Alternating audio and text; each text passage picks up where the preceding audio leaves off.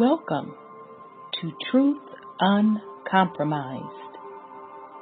I am your host, Rhonda. Join us every Thursday at 7 p.m. Eastern Time. Truth is peace. Truth is justice and freedom to love, live, and be.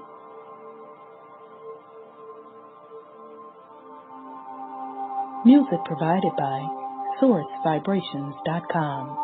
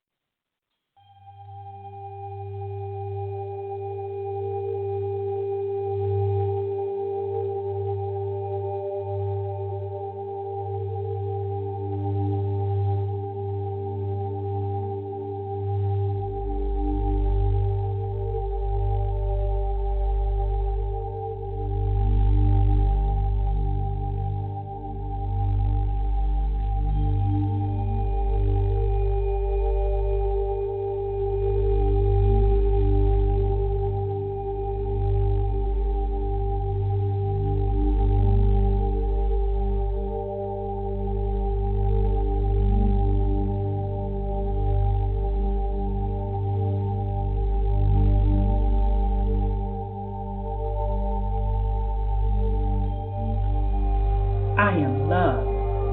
I am peace. I am free. I have abundance. I have everything within me. For I was, for I am, for I will always be. We are love. We are peace. We are free. We have abundance. We have everything within us. For we are, for we will always be. For Mother Earth is love. For Mother Earth has peace. For Mother Earth is free. For Mother Earth has abundance. For Mother Earth has everything within her. For she was, for she is, for she will always be.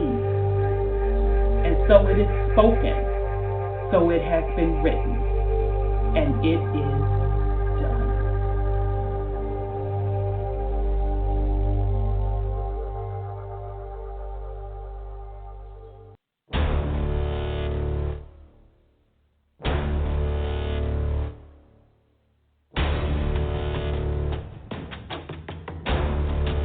You have entered into a dimension of truth, where time does not exist and illusions are shattered.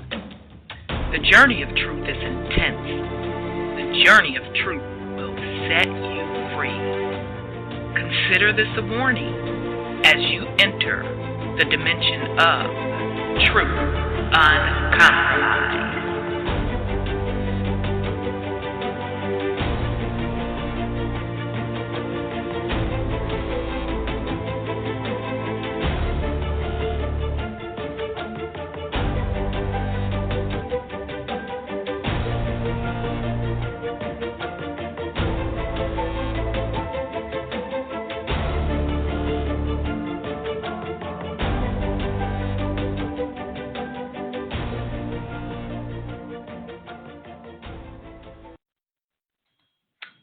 All right, family. Welcome to the Truth Uncompromised show. I am your host, Rhonda, and tonight is Thursday, July 25th.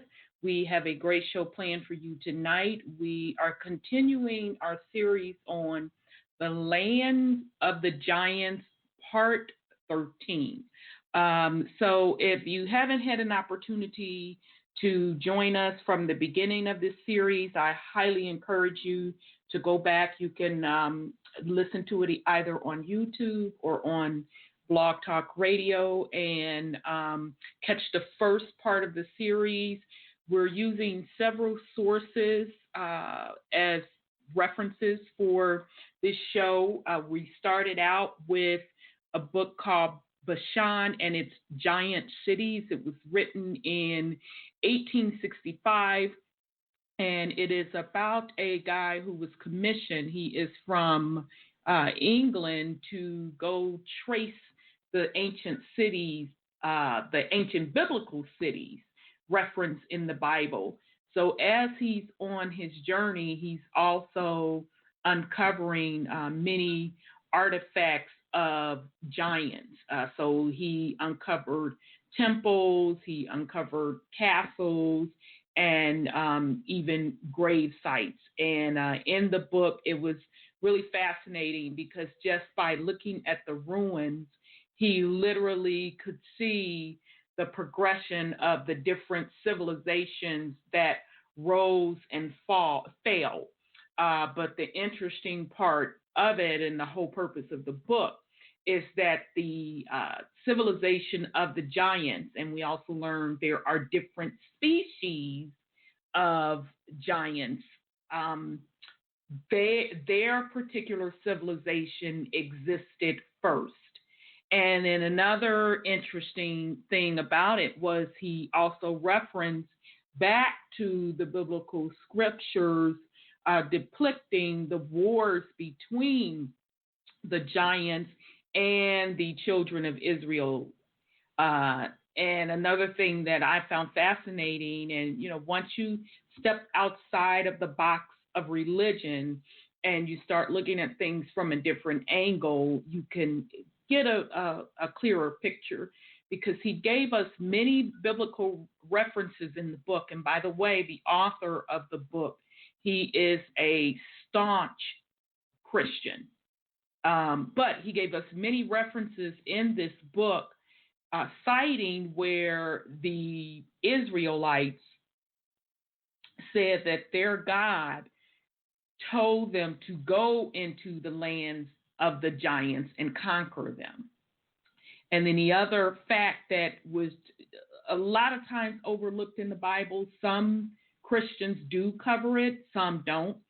But he once again referenced how Moses and Abraham and that particular bloodline were also considered giants. So that also goes to Enoch, which he isn't really talked about in the Bible, but because of other research and other shows that we did, we know the bloodline of Enoch is tied to Noah, and you can tie that name Enoch to Anak or Anunnaki.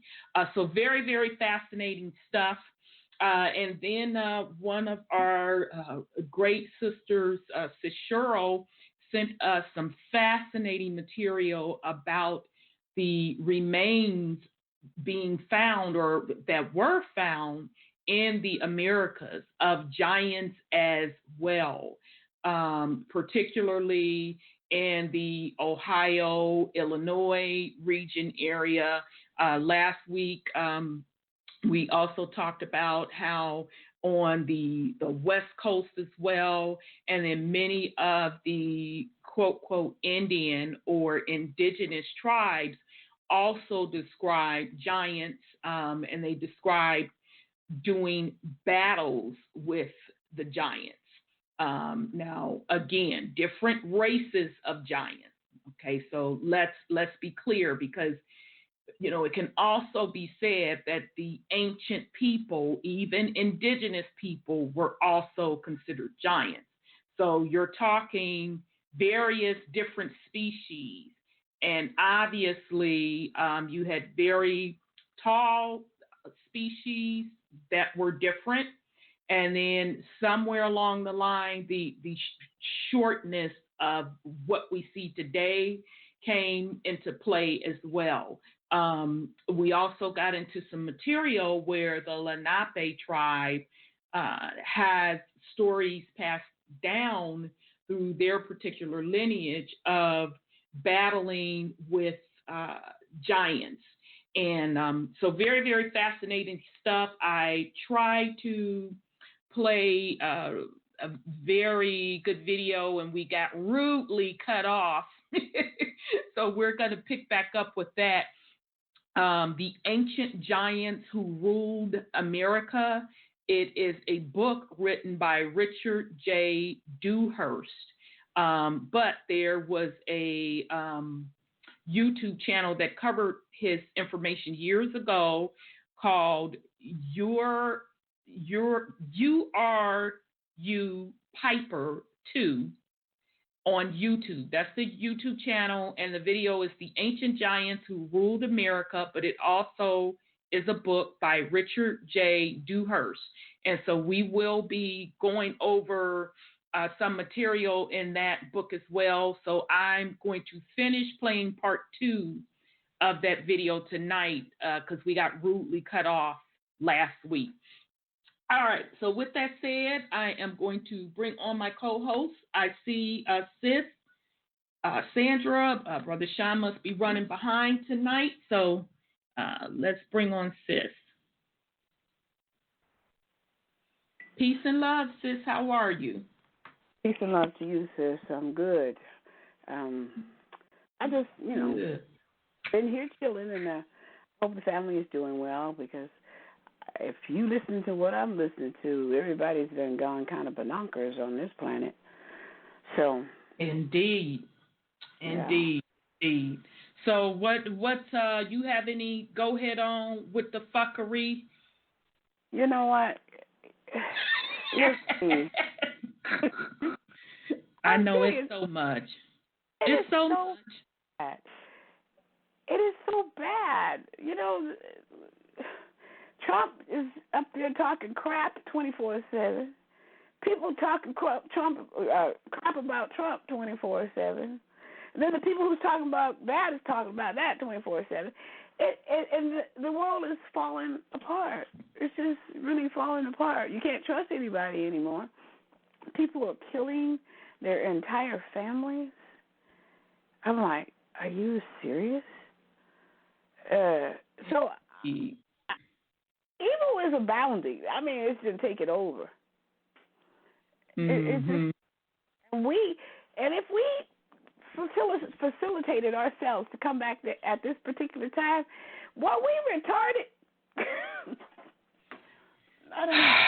Well, obviously those that did volunteer to come back, it was to help with the transition of ascension. But, I do have some good news for the family.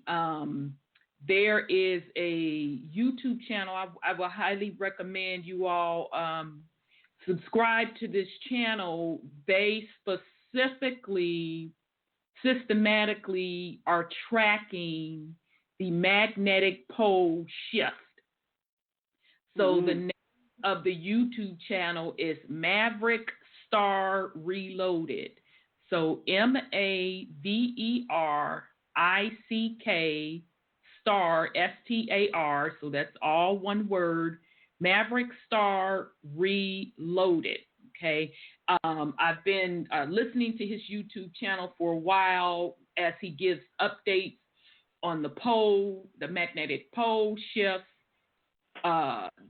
One video he put out last week, dang on it, I didn't get the name of it, but he put out some explosive information. He basically was saying that, he literally charted on a chart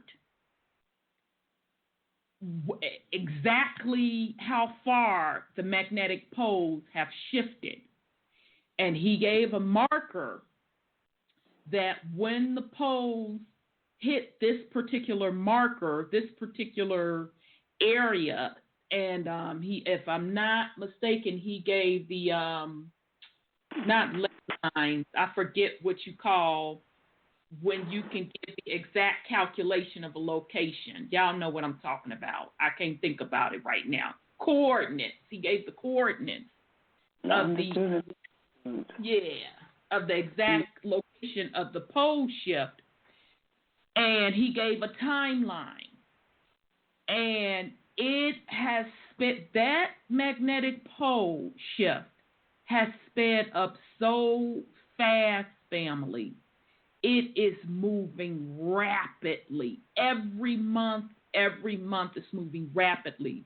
And based on his marker that he has in place with those coordinates, he said once we hit that point, the poles would have officially reversed. Family, we're past the halfway mark, literally. Wow. So at the rate that the poles are shifting,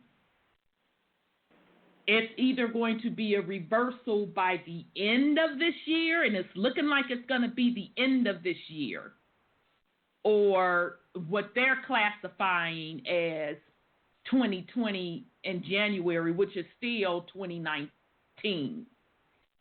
So that's how fast those poles are moving. He said now because the magnetic poles have shifted so much that folks are having a lot of heart attacks because our particular heartbeats are supposed to be in tune with Mother Earth's vibratorial pulse.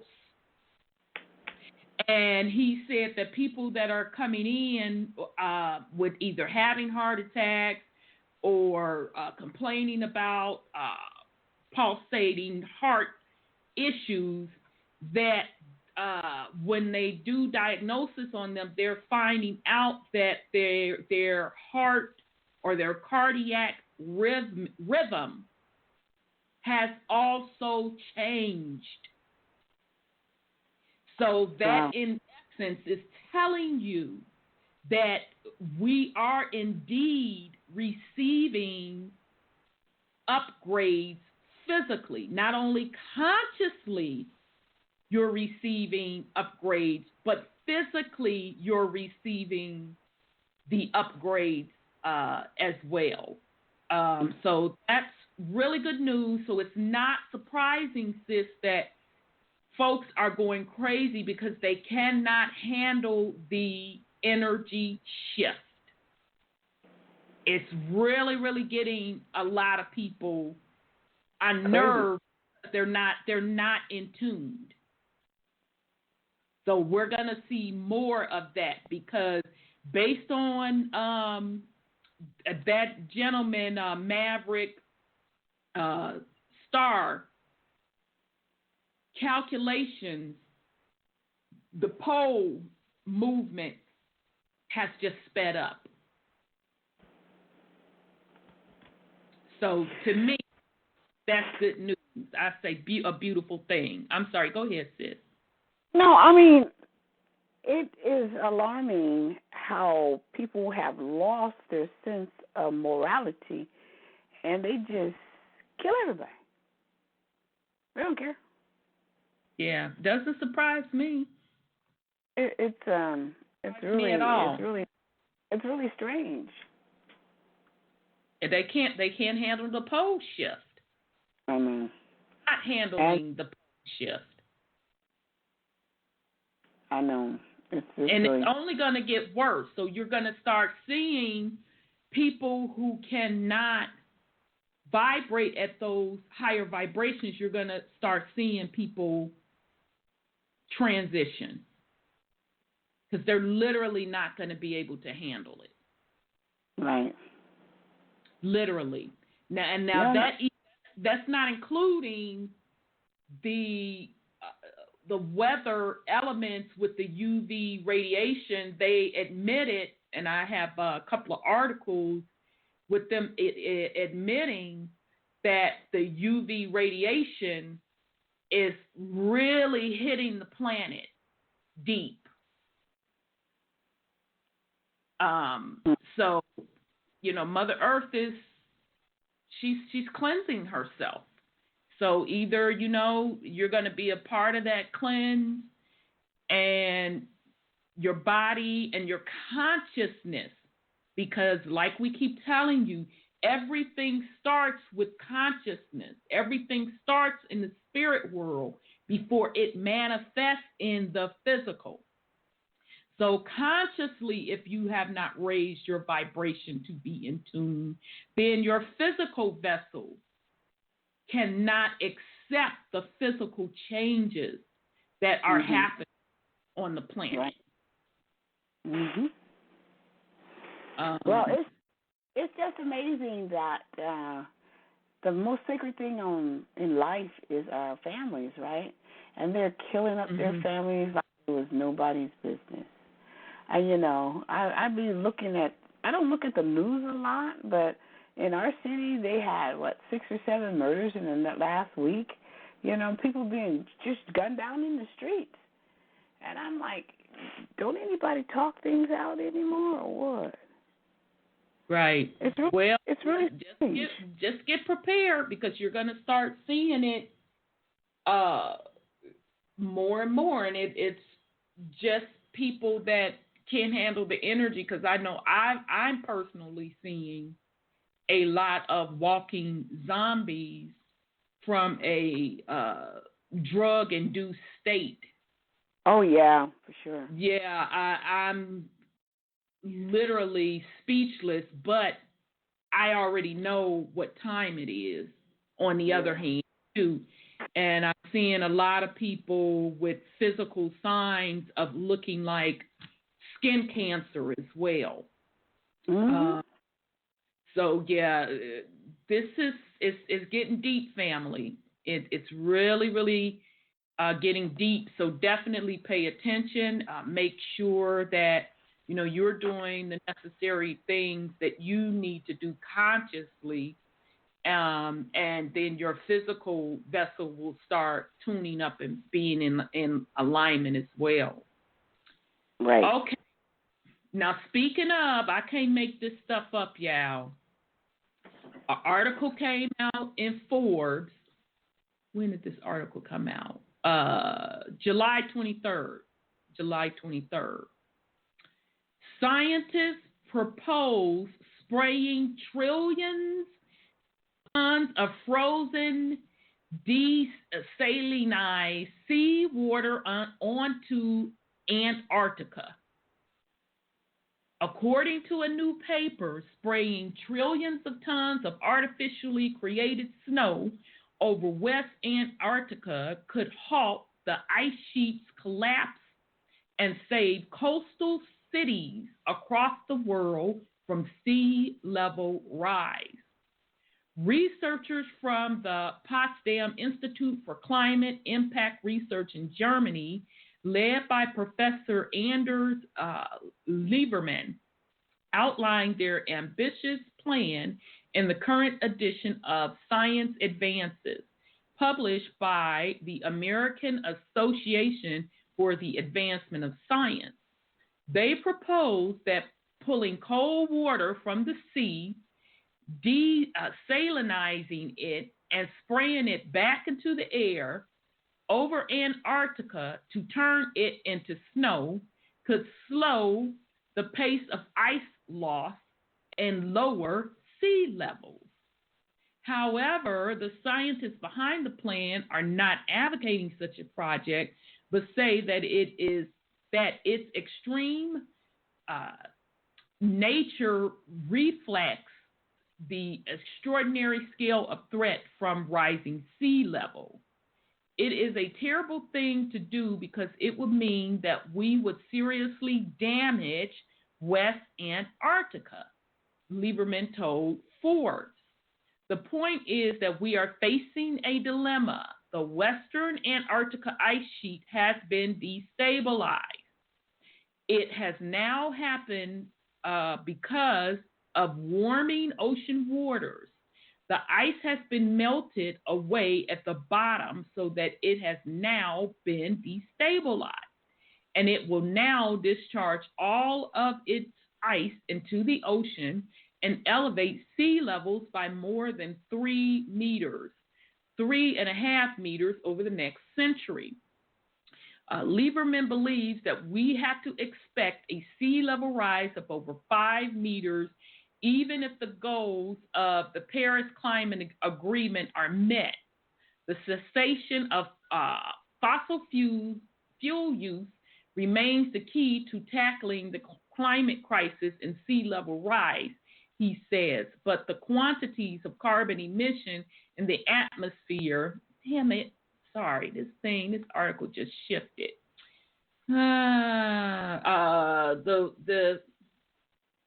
The key to tackling the climate crisis and sea level rise, he said, but the quantities of carbon emissions in the atmosphere now may already have sealed the fate of the West Antarctica ice sheet. The U.S. is the biggest oil-consuming country and accounts for nearly 20% of the world's total oil consumption per day. Under President Trump, it is also the only country in the world not to agree to the Paris Agreement on climate change mitigation.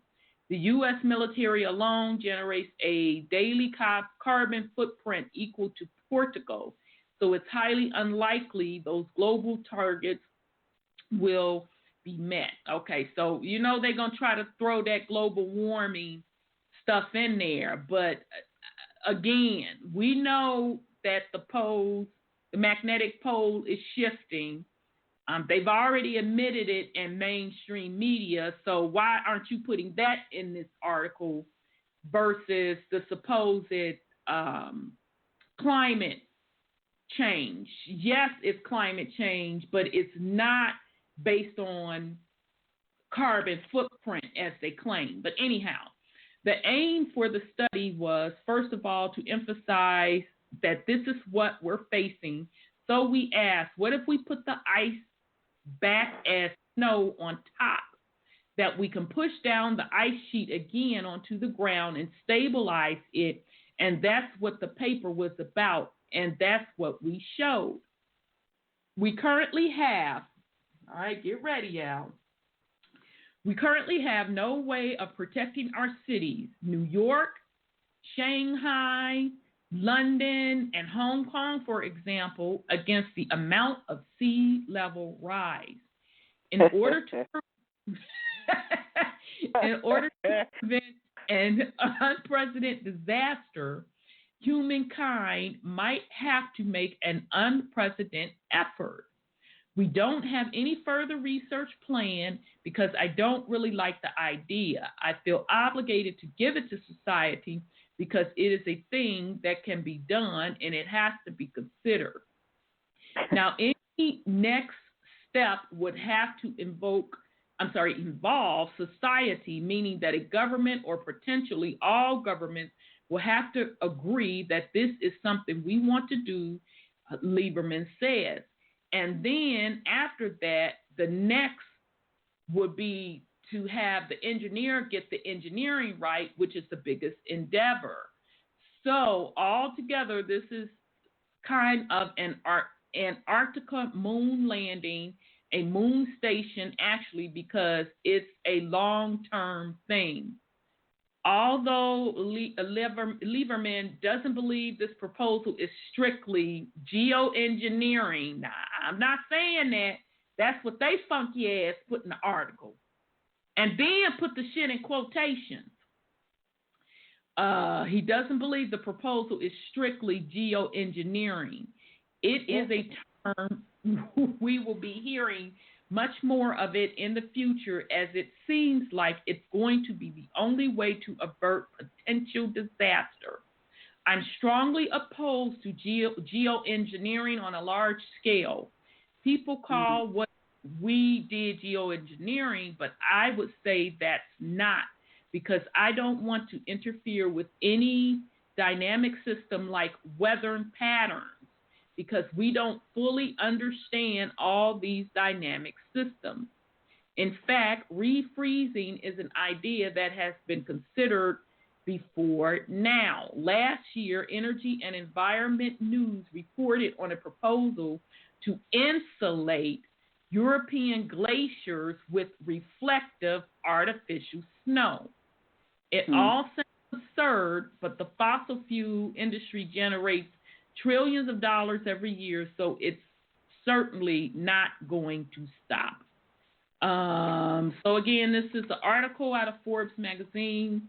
It came out July 23rd. Scientists propose spraying trillions of tons of frozen, desalinized seawater onto Antarctica. That is so crazy. Yeah. You know what? Those are all the major control centers, too, by the way, if you didn't get the names. That was like crazy. We already knew they were going underwater. It's been predicted. It's been prophesied. Exactly. And another thing, there are so many people without clean drinking water. Everywhere. Africa, the United States. We pay for water. We pay for water. Mm-hmm. And here they going to have a system to desalinize. Right. Water. So what does that tell you? That tells you that there is no shortage on this planet. That's what it says. And now, Israel is just desalination. They can take the salt out of the water. Doesn't that mean taking the salt up out the water? Is that not what desalinized mean? Yeah, that's what it means. Israel's been doing it for years. They do it on their crops because they want to carry out that Bible principle that once they're in the land, it's going to go and flourish. But that's a bunch of bull. But they use desalinization. They have those plants in Israel. They've been having them for years. And there's so many people with not drinking water. Right. Like we keep saying, there is no shortage on Mother Earth. It is all man-made. So there is no shortage of water. They sitting up here talking about some oil, when basically, if you read William Cooper's Behold a Pale Horse, he said that they already had invented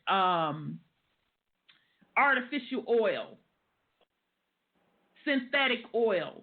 And anybody today, if you go get an oil change and you have a newer car, you pay a little bit extra. That you get the artificial oil or synthetic oil, and you don't have to get an oil change for an entire year. Okay, so they already have artificial oil, so that means they're not digging up in the ground like they claim off some old ass bones. They lying. Okay. Also in his book, he talked about how they had come up with how to make fake gold, how to reproduce gold. Okay, so even the concept of gold, people running around telling people invest in gold, that can be made. Diamonds now, which has always. There's never been a shortage of what they're calling diamonds on Mother Earth. Okay? The De Beers Company created through marketing a craze about diamonds. And they would go around the planet once folks were finding these big diamonds. And, the indigenous people where those lands, they just looked at them as shiny rocks or crystals, depending on how in tune they were in spirituality. So they was like throwing the shit and all of that. But the Beers went around buying up these diamonds, buying up these mines.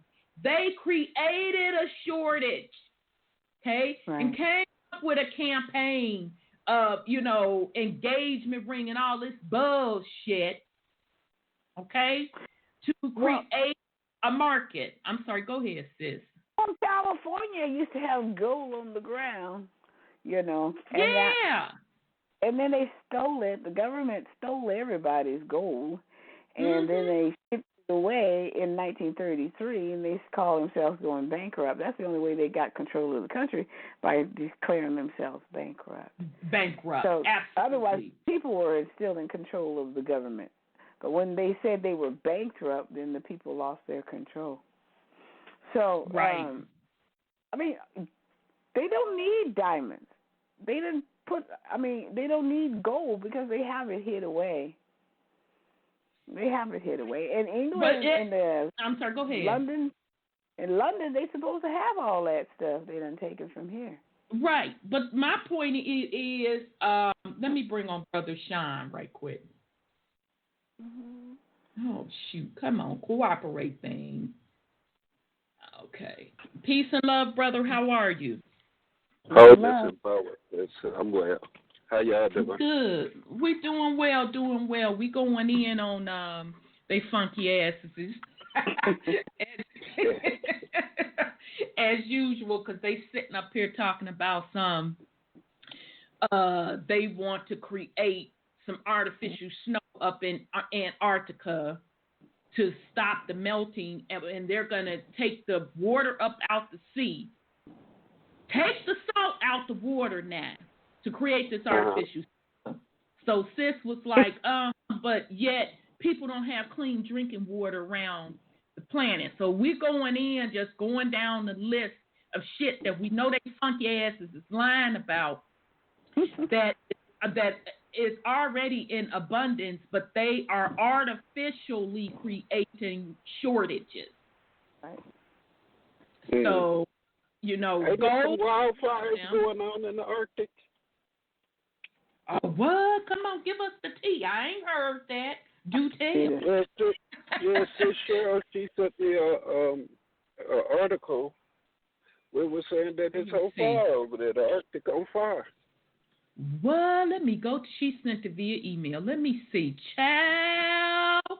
Alaska is sweltering because they had 90-degree temperatures. Yeah, I think it's fires in Alaska, too, over there. Yeah. Probably. What? I know they were. I had that article. And they ain't going to be able to do that. Yes, I do. Let me see. Child, Sis Cheryl didn't know I was finna read that doggone article. See how the spirit works? Mm-hmm. Child, let me get ready to read this. Oh, yeah, these funky motherfuckers busted. Because this came out 3 days ago. The article I just read came out on the 23rd. Child, okay, this is off of Independent. Huge swathes of Arctic on fire. Unprecedented satellite image below. Child, shut the front door. All right, here we go. I'm sorry, go ahead, sis. I just said I know they had a big old hole up there. A huge hole in the Arctic, or down there, I should say.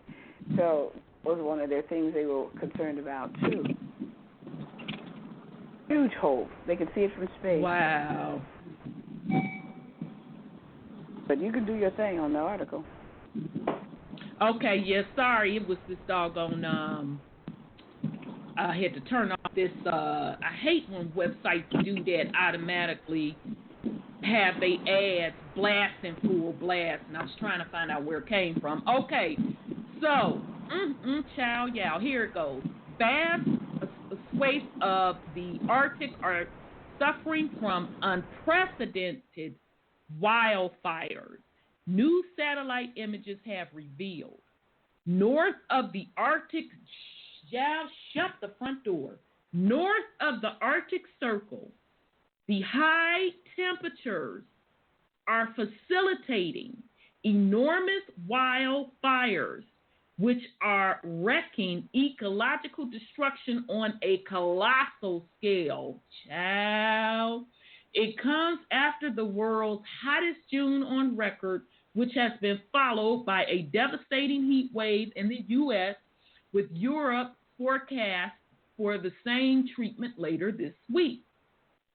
Satellite images reveal fires across Greenland, Siberia, and Alaska, with warm, dry conditions following ice melt on the enormous Greenland ice sheet, commencing a month earlier than average. Pierre Marcus, a satellite photography expert, posted images showing smoke billowing across massive areas of uninhabited and wild land.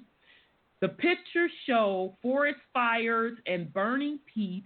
They also revealed the extent of damage the fires leave behind. In Alaska, wildfires have already burned more than 1.6 million acres of land.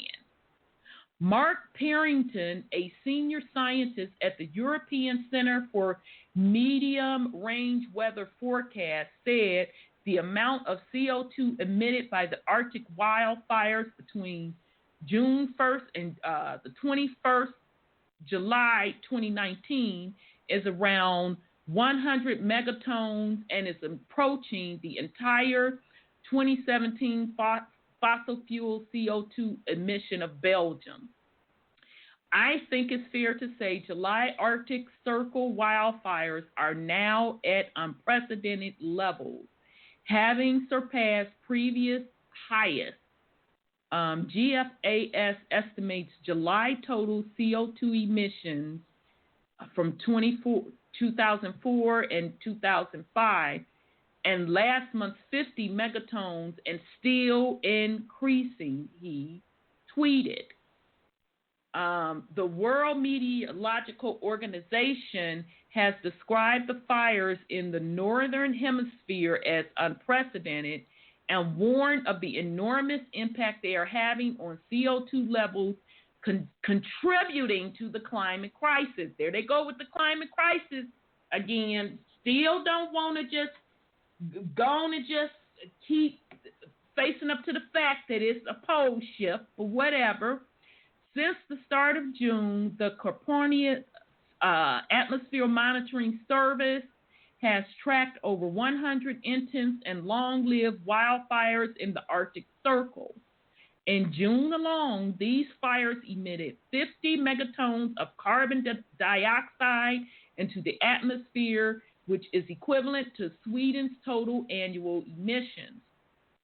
This is more than was released by Africa fires in the same month between 2010 and 2018 combined. Dang. Although wildfires are common in the northern hemisphere between May and October, the latitude and intensity of these fires, as well as the length of time that they have been burning for, has been particularly unusual, the organization said, quoting Dr. Parrington. The ongoing Arctic fires have been most severe in Alaska and Siberia, where some have been large enough to cover almost 100,000 football pitches or the whole Lanzarote. In Alberta, Canada, one fire is estimated to have been bigger than 300,000 pitches. In Alaska alone, CAMS has registered almost 400 wildfires this year, with new ones igniting every day. The average June temperature in the region of Siberia, where wildfires are raging, was almost 10 degrees higher than the 1981 to 2010 long-range average. The WMO added the northern part of the world is warming faster than the planet as a whole. That heat is drying out forests and making them more susceptible to burn.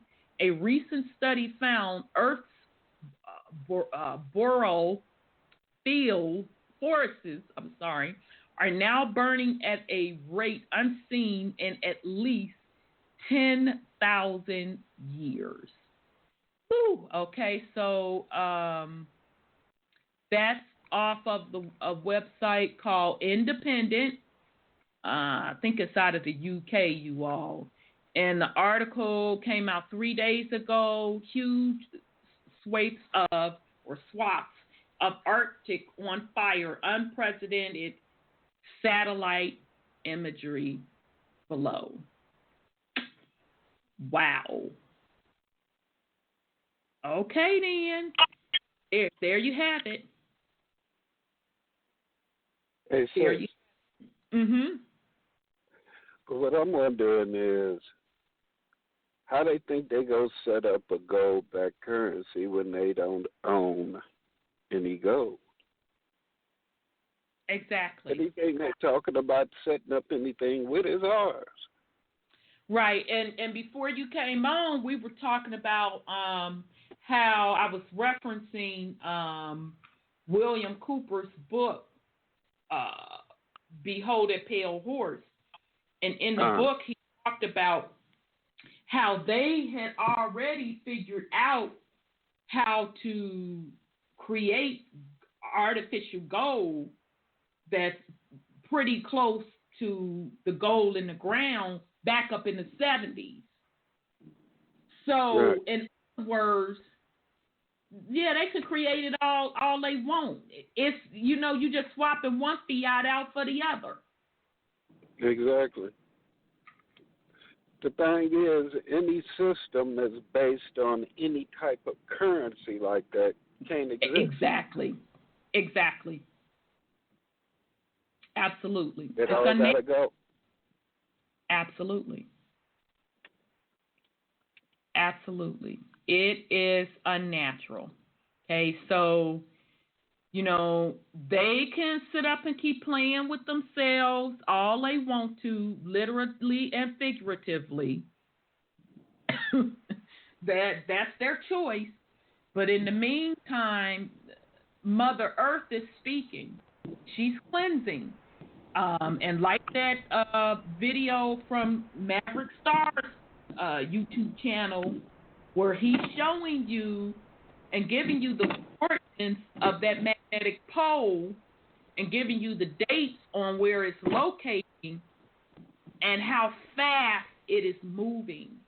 And we are already past the halfway mark for the poles to shift. So it does not surprise me that they're getting desperate, trying to take the salt up out the sea to create snow in the Arctic because they're trying to keep the current climate the same. But the thing of it is, when the vibration changes, the climate change. Because we know that the Arctic was green.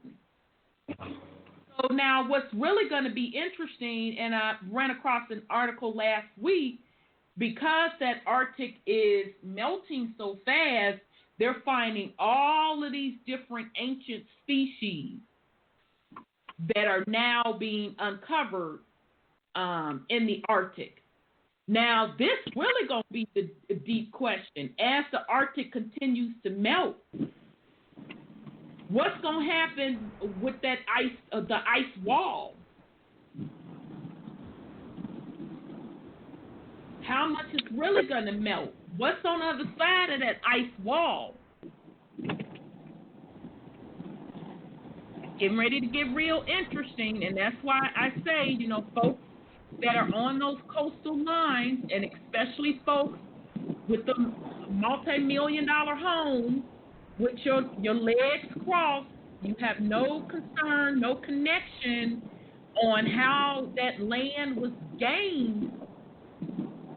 You better enjoy that shit while you can.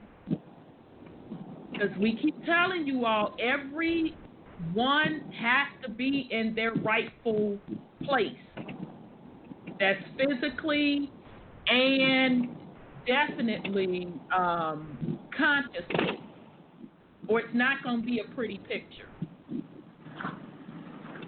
So keep playing with yourself, and that's not in addition to the youth levels that are steady rising. I've been seeing a lot more articles talking about grand solar minima. When you hear that term, they're basically talking about the sun cooling off, but the UV radiation is pulsing out even more and more. So in other words, the UV radiation levels are rising on the planet. So what the mainstream media is using to cover that up, when you hear them talking about carbon emissions levels or CO2, they're talking about the rising of the UV radiation. So there's two folds of UV radiation, let's be clear.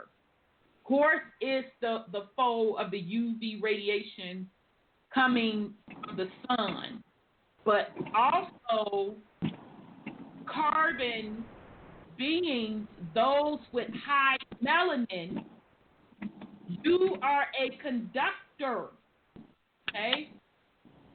So you are part of that process as well. So you also contribute to the rising of the UV radiation on Mother Earth as well. And that's why you would be able to adapt to the shift as well. Now, that doesn't necessarily mean that everybody that has melanated, that are melanated, will adapt to it, because that also, your consciousness also ties into that as well. So I'll pause in case Brother Sean or Sis, you want to put something on it. But a lot of stuff on that front. Yeah, basically, if they don't start accepting the truth themselves, as far as for what's going on, Mm-hmm. they done for. Period. I mean, there's no way around it. True. No matter what they do, they done for, because they let this go on for far too long. Agreed. That is and true. That melting is going to be what caused all this flooding that they was talking about, when they keep saying that certain places going to be underwater, and this, that, or the other. Mm-hmm. But a lot of them, the elite amongst them, think that they're going to be able to make it over to that other side. But all this little shit that's going on now with Trump and all this type of stuff is keeping them too occupied to do that. Exactly. That's the one thing that I do enjoy about what Trump is doing. He got them running around like chickens with their head cut off. They don't know what the hell they're doing. And while they're being confused, why is our people following them in confusion? Agreed. Amen, brother. This is supposed to be the time when we're supposed to be getting our shit together. Shut up. That's right. Agreed. We're supposed to be rising with mama. We're not supposed to be continually falling for their bullshit. Right. For the okie. Yep. Everything that's happening, your mama doing it for your benefit, and you still choose to follow the motherfuckers who've been giving your mama hell. Right. What type of fuckery is this? I mean, family, what type of shit y'all on? What's wrong? Talk to me. I mean, what? Drugs? I mean, what? Let's get this shit right. Y'all playing too much. Right. Totally out of tune. There's too much masturbating going on. Mm-hmm. Too many people sitting around digging in their ass, doing dumb shit. Yep. Absolutely. Shit is too real right now. It's real. If you're not in tune, nature can get you. Them peoples that you're scared of can get you. You're just subject to be gotten by any and in every damn thing. Yeah. Look at the animals. The animals are going nuts. And This shit. I give a shout out more to the animals than quote quote the ones that are supposed to be more evolved than the animals, because they are a lot more in tune. Right. Yeah. And I mean, I can't help this. Look at the goddamn conscious community. All these niggas doing is focusing on goddamn money and trying to revive rap careers and all type of shit like that. Yep. This shit is crazy. Everybody that's at the top, quote unquote top of the conscious community is ex-goddamn rappers trying to revive their goddamn career. I ain't got nothing against no rappers because I used to rap myself, but I ain't trying to revive my goddamn career at no goddamn 50-something years old.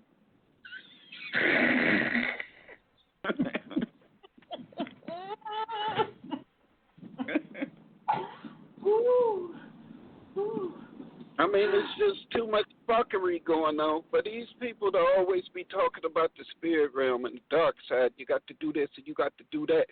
But they keep asking for goddamn physical white man money. Sure do. Hit me up on my side shit at. Manifest some chicken bones. Ask a nigga for some chicken feet or something so you go ahead and put together a spell or something. Ooh.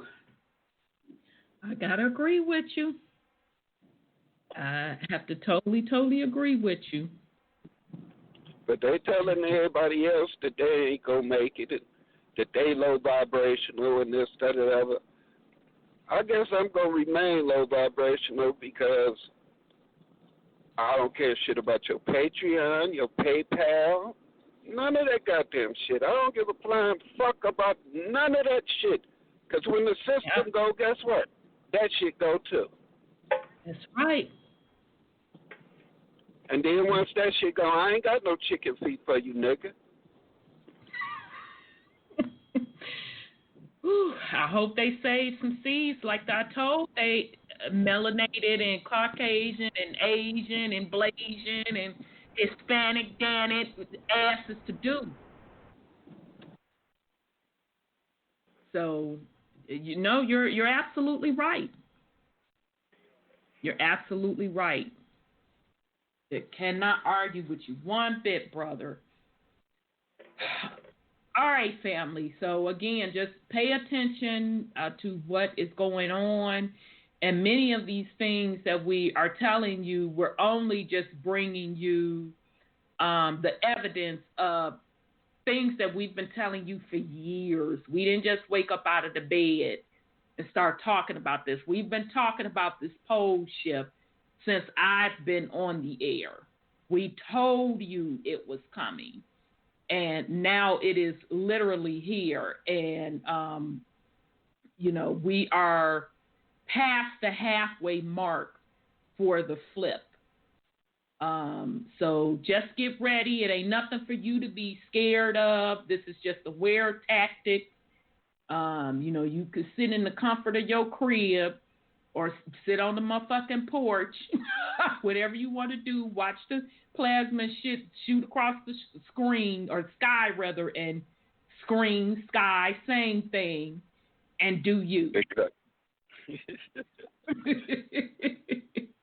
Now, just a quick follow-up. I know last week I read the article about the family whose land was sold from up under them out of South Carolina.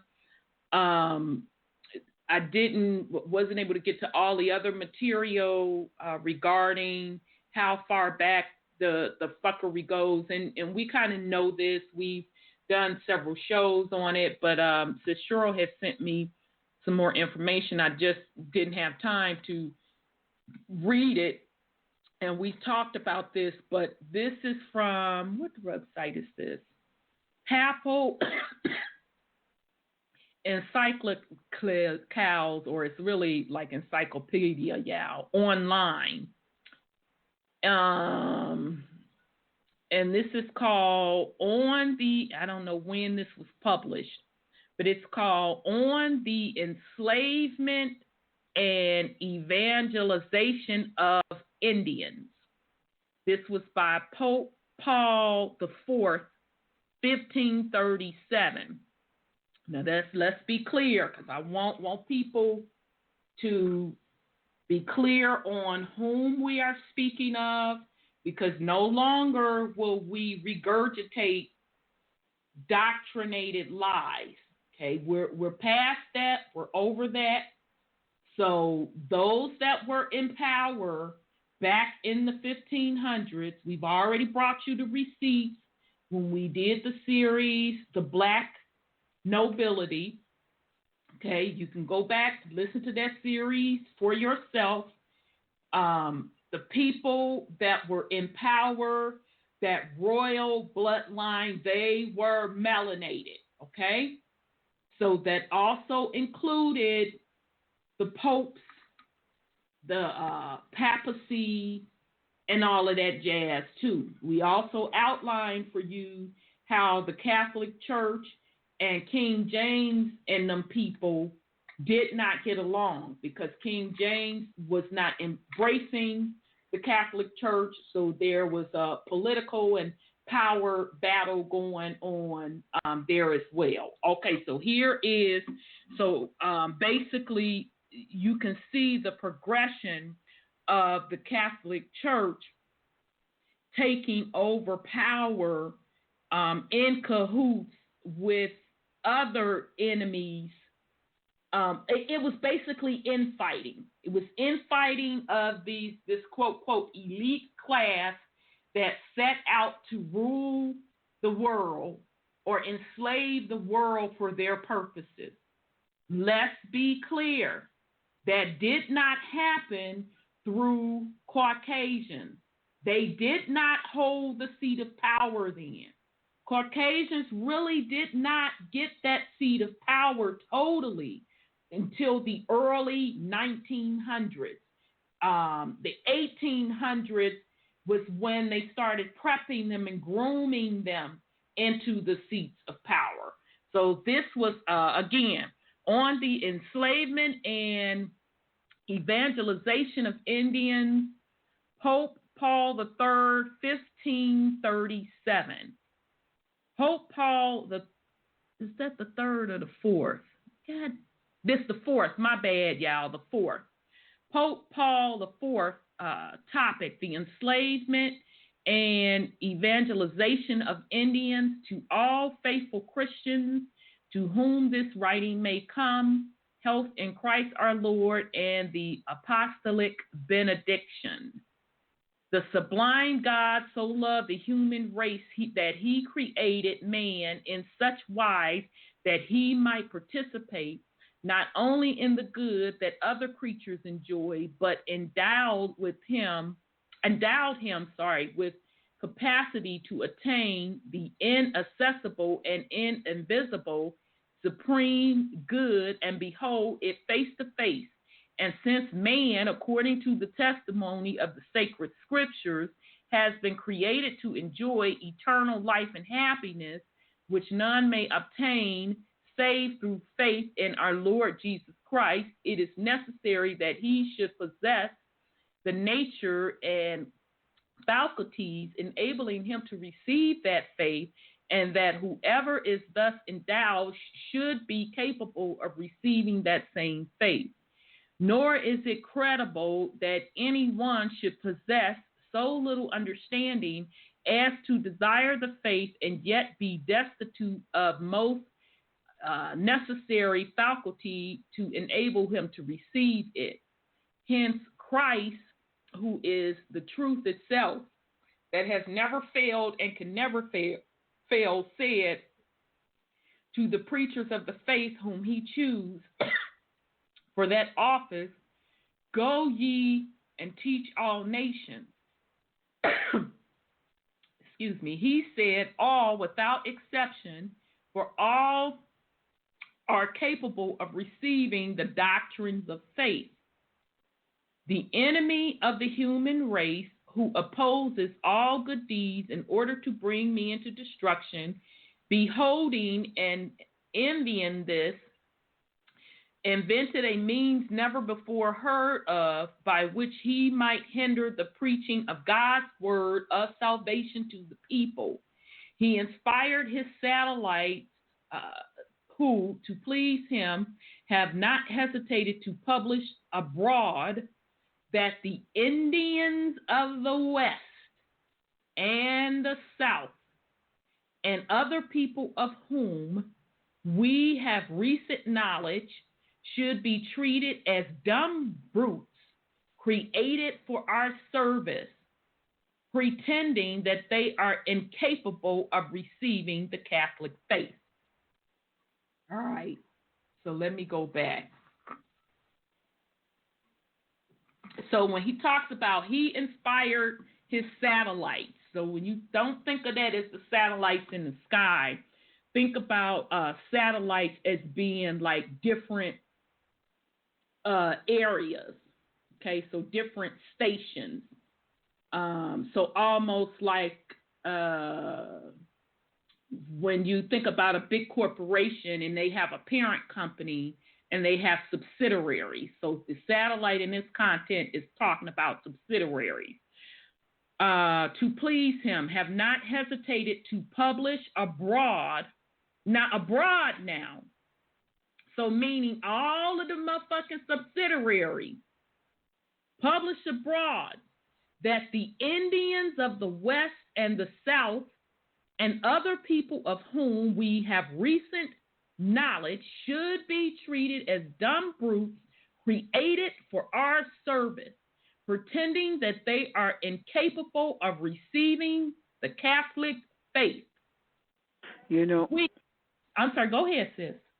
I just want to point out, while you're on that subject right there, that one of the Indians of the West and the South. In Ephesians, the 2nd chapter of the Bible our people use, they tell you the same story. Right there. Really? They tell you. Interesting.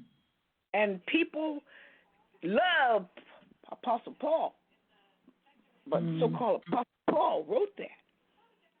And it tells you that those people over there had the covenant, and we came over here and got it. That says it. Very, very interesting.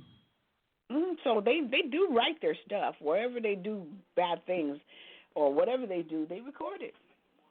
And our people said, hallelujah, thank you, Jesus. Well, they came over here and took you down. And it tells you that in that 2nd chapter of Ephesians. Damn.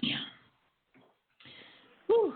We who through unworthy exercise on earth the power of our Lord and seek with all our might to bring those sheep of his flock who are outside into the fold, committed to our charge, consider, however, that the Indians are truly men and that they are not only capable of understanding the Catholic faith, but according to our information, they desire exceedingly to receive it. And now remember, this 1537, okay? So I want y'all to see how motherfucking deep this shit goes. So all the way they want to start the Christian indoctrination back in 1537, okay? But we do know that the Bible did not make it over here until, what was it, the late 1800s? Okay, but anyhow, desiring to provide ample remedy for these evils, we define and declare by these our letters or by any translation thereof signed by any notary public and sealed with the seal of any ecclesiastic dignitary, to which the same credit shall be given to shall be given to the originals.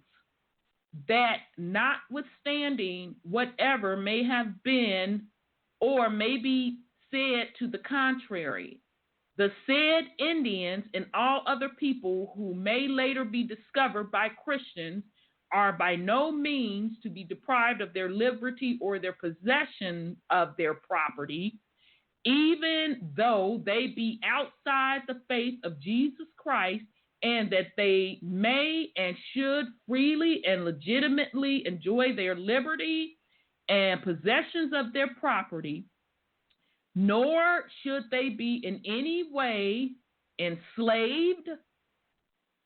Should the contrary happen, it shall be no and have no effect. By virtue of our apostolic authority, we define and declare by these present letters or by any translation thereof signed by any notary public and sealed with the seal of ecclesiastic dignitary, which shall thus command the same obedience as the originals, that the said Indians and other peoples should be converted to the faith of Jesus Christ by preaching the word of God and by the example of good, holy living. Dated May 29th, 1537. Okay, so again, this was Pope Paul IV in 1537 on the enslavement and evangelization of Indians. Okay. Melanated people, you want to know why you're Christian? I suggest you read this letter. And then, because they're Indians, they don't take your property, right? That's what he's saying. That's Indians can keep your property, but when they label you mulatto, Creole, colored, black, African American, you can't keep your property. Yes, you become slaves. He said that they are not to be enslaved. Let me go back to what he said, just to pull out that part. They're allowed to keep their property, but when they start on the census to changing their titles, gave them the right to take your property and enslave you. Okay, it says, the said Indians and all other people who may later be discovered by Christians are by no means to be deprived of their liberty or the possession of their property, even though they be outside the faith of Jesus Christ. Exactly. And they may and should freely and legitimately enjoy their liberty and possessions of their property, nor should they be in any way enslaved. Should the contrary happen, it shall be null and have no effect. Exactly. Again. All right, so two folds in that. You see where their preference was to convert the indigenous folks to Christianity. Okay, so they were working on that hundreds of years. That was back in the 1500s. Christianity really didn't start to take fold, especially with that Bible, until the mid-1800s. Okay, so that whole myth of they used the Bible to enslave got a little bit different ring on it than what people think that it is.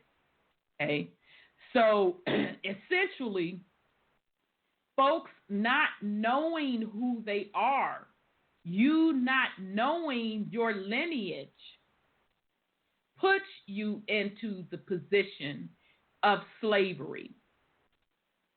Folks taking on, I talk about this all the time, folks taking on the title of slavery, and you're taking that title on and passing that title of slavery on to your lineage, physically binds you, as well, and more importantly, consciously binds you, and it puts a curse on you.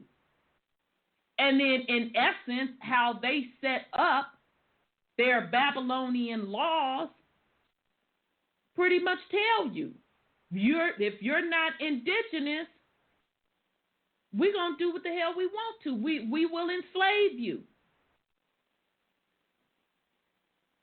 So it's up to you. It's up to you. It's your responsibility. You know, you are. I'm sorry. Go ahead, sis. You know, Greenleaf and Grover Cleveland, or Ulysses S. Grant, one of them books. Greenleaf owned a newspaper. I think it was in New York. And all that propaganda they put out there in fake news, they had fake news back then, showing them bringing slaves over here to this country, and then they start writing about it and making it obvious that, oh, we brought this many slaves, we got this many. They use the newspapers for that. Right, just like they do today. It's the game, the media. It's the media, and then our people fell for it. But you know your parents been on that land for centuries. So how come like the people you're talking about in Carolina, I think it was North Carolina, South Carolina, lost their property. All they got to do is told them that they were Indians and that's their land, and then see what they do about that, because that right there gives them the authority over the land. Exactly. Just name title, not getting the titles they brought over here. Even Indian is a title, but you know what I mean. But right. People fall for the Jesse Jackson of the world, and I hate to say Farrakhan too, even though he has a lot to say about a lot of things. But we fell for these titles, and it says it in the Constitution that you're free until what? They change your titles. Indeed. They tell you about it. It's written. That letter tells you it. Indeed. And then Sis Cheryl just sent a supplemental link from Wikipedia. Pastoral Officium was an apostolic brief issued by Pope Paul IV, May 29, 1537, to Cardinal Juan Pardo de Tavira, which declares that anyone who enslaved or despoiled indigenous Americans would be automatically excommunicated, urging Charles V to revoke the briefs and bulls of 1537, and exemplifies the tension of the concern for evangelization as manifested in the teaching of 1537 and the pressure to honor the system of royal patronage. Position of the Pope and the memory of the sack of Rome, 1527, a decade earlier by imperial troops, made the ecclesiastical authority hesitant in engaging in any possible confrontation with the emperor.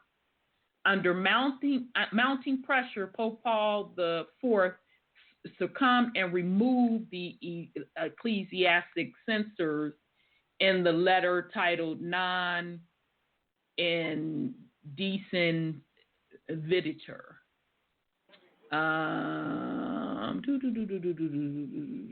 Interesting. His name is Paul. Yeah. Paul. And Paul wrote that gospel. Yep. Okay, so I just wanted to follow up and share that with the family. All right. So I do want to get back and play part 2 because he was really kicking last week and we got rudely cut off. Oh, I was hot up under the collar because we had a good 15 minutes. And I had a hard time, family, getting that show uploaded to YouTube. It took me all week from getting Blog Talk to release it for me to download to me trying to get it up to YouTube. It took me literally all week to get that episode uploaded. So I don't know what had everybody's drogs in a bunch that had us up in so many delays. But again, the reference is, and we're going to get into this material a lot deeper because it is a book. So I'm encouraging you to get the book. You can get it on Amazon. The Ancient Giants Who Ruled America by Richard J. Dewhurst. And this was from an interview with Red Ice Radio off of the YouTube channel URU Piper 2. I think they did that in 2014. So let me let me get part 2. All right, y'all. Sorry about this. All right, there's part 1. Okay. Ooh, yeah. Part 2 is long. So let me shut the hell up so we could get through. Here we go, family. I believe that there were different people, cultures, races, whatever you want to call it, in different regions then, because there is certain areas where there definitely is more activity, more finds, if you will. I mean, Ohio, definitely that seems to be the prime one, right, almost? Amazing finds all throughout Ohio, involving universities, Smithsonian. Well, if you take a look at it, I mean, the problem with America is that we think of it in terms of states, and so we have blinders on, you know? Right. I mean, something can be in Indiana, and it's only 20 miles away from Ohio, but we think it's somehow different. And when you really look at a map of America, you'll see that all the way from West Virginia and Pennsylvania, there's basically a swath of valleys and forests and rivers that continue all the way to the Mississippi River. And these were covered in huge earthworks, hundreds of thousands of them. One Smithsonian report says that they thought in the East Coast alone there was over 100,000 mounds. And some of them, like Cahokia, are larger in mass than the Great Pyramid. But majority, 80-90% of all these sites have been destroyed over the years, and the government has not protected hardly any of them until very recently. Some of them, Cahokia didn't get a heritage status until the 1960s, and I have articles from 1905 when they were trying to save these things. Oh, boy. Now, I know that there's some interesting things you bring up later in the book. I want to get there in terms of some of the, more or less lost cities and things that we've, largely forgot about. But if we look at what's left already, then we have, the Serpent's Mounds in Ohio. We have around the Mississippi Valley, tons of different earthworks and everything else. What do you think was the purpose of these sites? Well, they seem to have been divided into 4 or 5 different categories. The extremely large ceremonial sites, like the ones found in Charleston, Wheeling, West Virginia, all the way through Cahokia, are certainly, primarily ceremonial. But they've also discovered giant burials in there. You find literally temples that are inside of these mounds, log cabins inside the mounds, huge standing stones. They're very elaborate and full of grave goods as well. And then there's the smaller mounds with a lesser rank of burial, but then there's a huge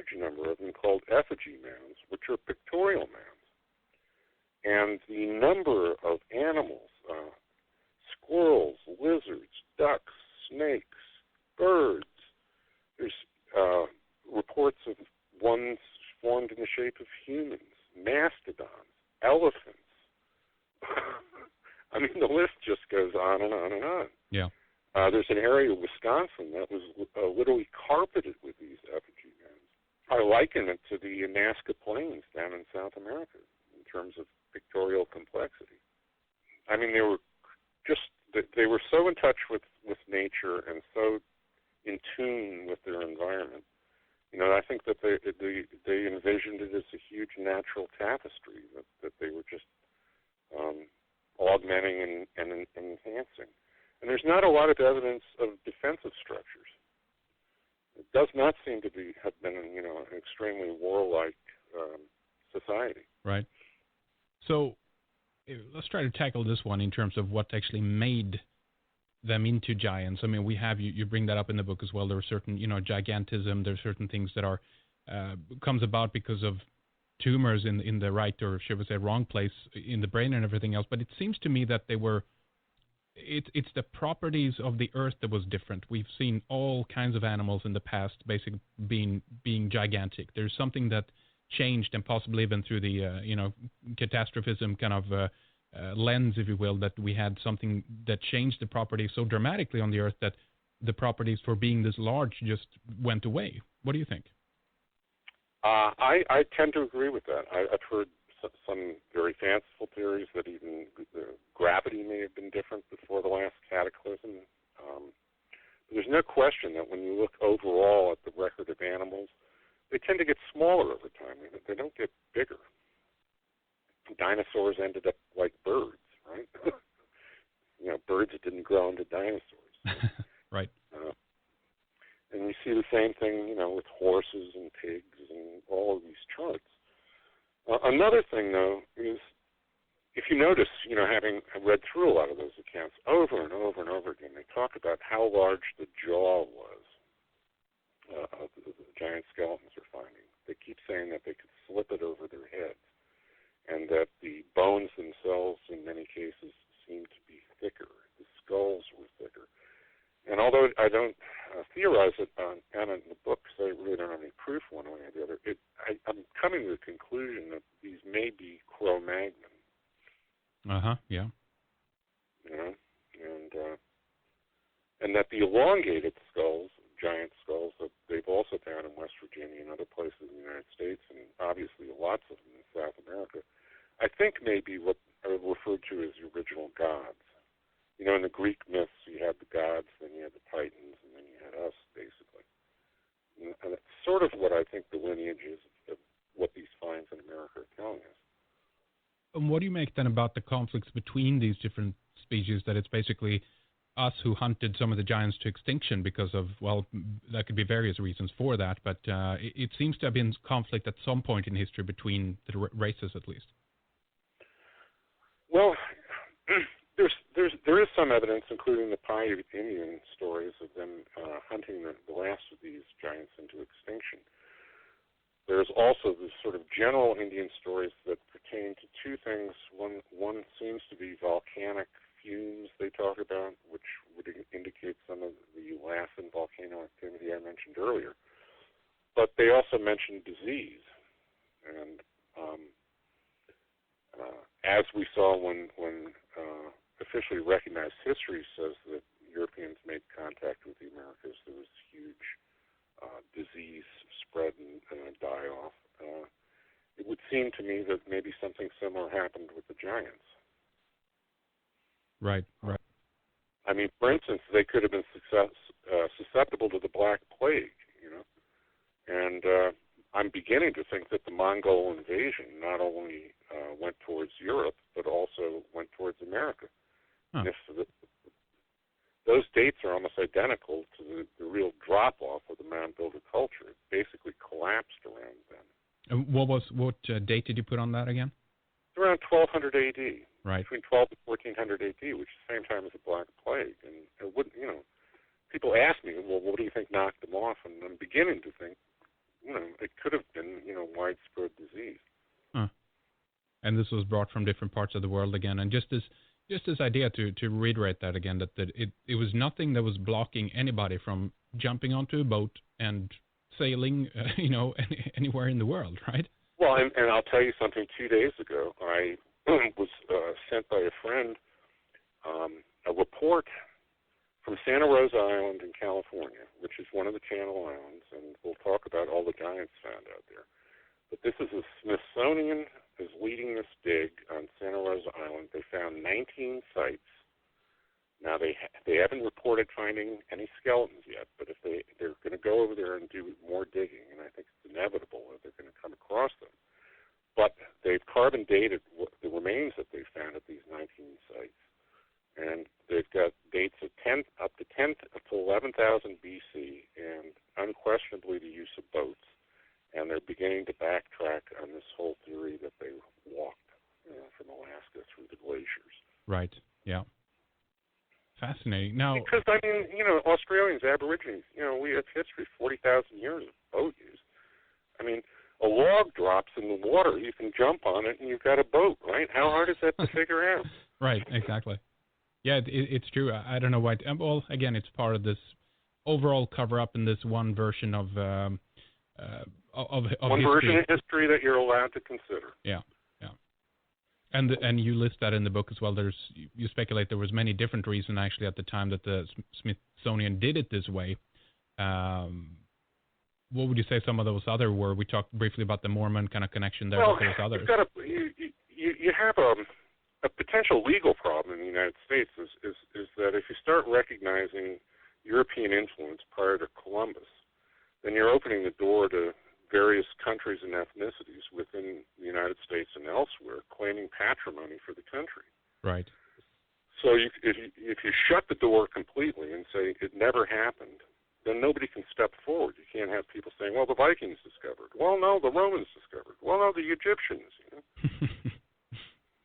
It's really fascinating. And one of the things that's happened, though, lately, has been a little bit more focus, for example, on the Clovis culture coming over here. I don't know how many years ago now, but speculating from 10,000 to maybe even more. And there's people within the Smithsonian now, even people like Dennis Stanford, and I think you talk about another person in the book that actually do some interesting work on this. Yep. No, the Smithsonian is trying very hard internally, I think, to ease themselves out of a very sticky situation that they painted themselves in the last 100 years. The Clovis points, which were originally found out in New Mexico, they're finding Clovis points on the East Coast dating back 14,000 BC now. I go into the Meadowcroft Cavern in Pennsylvania, where a lot of stuff's been taken out, and James Adivazia, who wrote The First Americans, is involved in that, as well as the bog mummies found down in Florida, which they've dated to 7,500 BC. Yeah, tell us more about that. Well, it's an incredible story.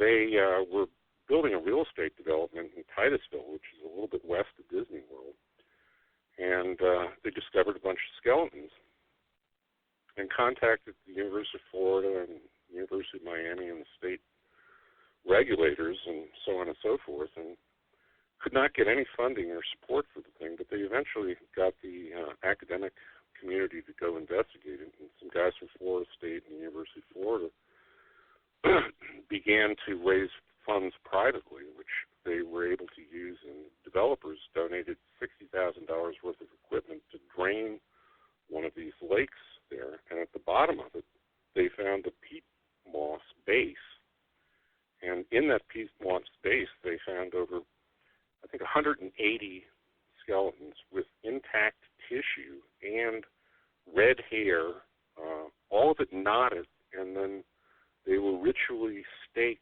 in ceremonial burials similar to the finds that they've made in Welsh bog mummies. Huh. And then in the West Coast, there's a series of health spas there, and one of the guys that was running one of them was an ex-Navy diver, and he started discovering skeletons at the bottom of those that actually they thought these lakes were only 40 feet deep, and they were actually sort of hourglass shaped, and they went down 200 feet. And down skeletons that they've carbon dated back to 10,000 BC.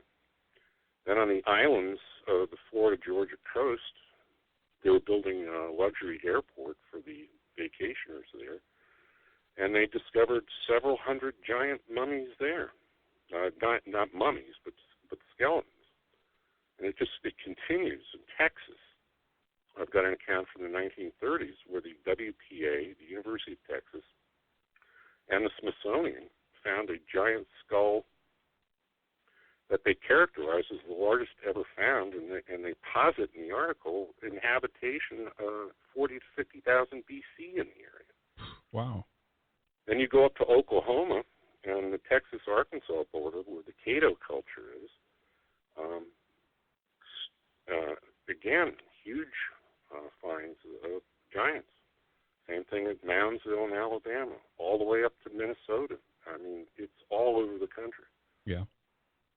And if we get back to the giants a little bit, what would distinguish the length, the how tall they were? Because it seems it ranges from anything over, I guess, 7 feet, sometimes 6.5 maybe, but anything over 7 feet, that begins to come into the giant territory. Yeah, that's usually there's a couple where they include some 6'8" guys, but it's mostly 7 foot to 9 feet. Yeah. And then there's a lesser number of finds of 10 to 12 feet. And then there's one extraordinary article that's very well sourced of a find on the Ohio-Indiana border of an 18-foot giant who was found with a 9-foot sword and an iron helmet, which in the article they characterize as resembling something manufactured in Nineveh. And this skeleton was viewed by hundreds of townspeople and then shipped to New York. And again, we don't know what happened to it. They all seem to disappear. It's amazing. I mean, is there any indication in the reports you've gone through that, all right, it's going to be dug up, or we're going to preserve it in some way, or anything about what happened to them? I mean, well, over and over again, it says it was either sent to a local museum or it was sent to the Smithsonian. In many cases, there's a Smithsonian representative saying, "We're tremendously excited. This is one of the most amazing things we've ever found." Yeah. I have an 1883 field report from the Smithsonian. It's virtually impossible to find. And in there, the Smithsonian themselves, in the report, found a 7-foot 4-inch and a 7-foot giant, and incredible amounts of associated burial goods.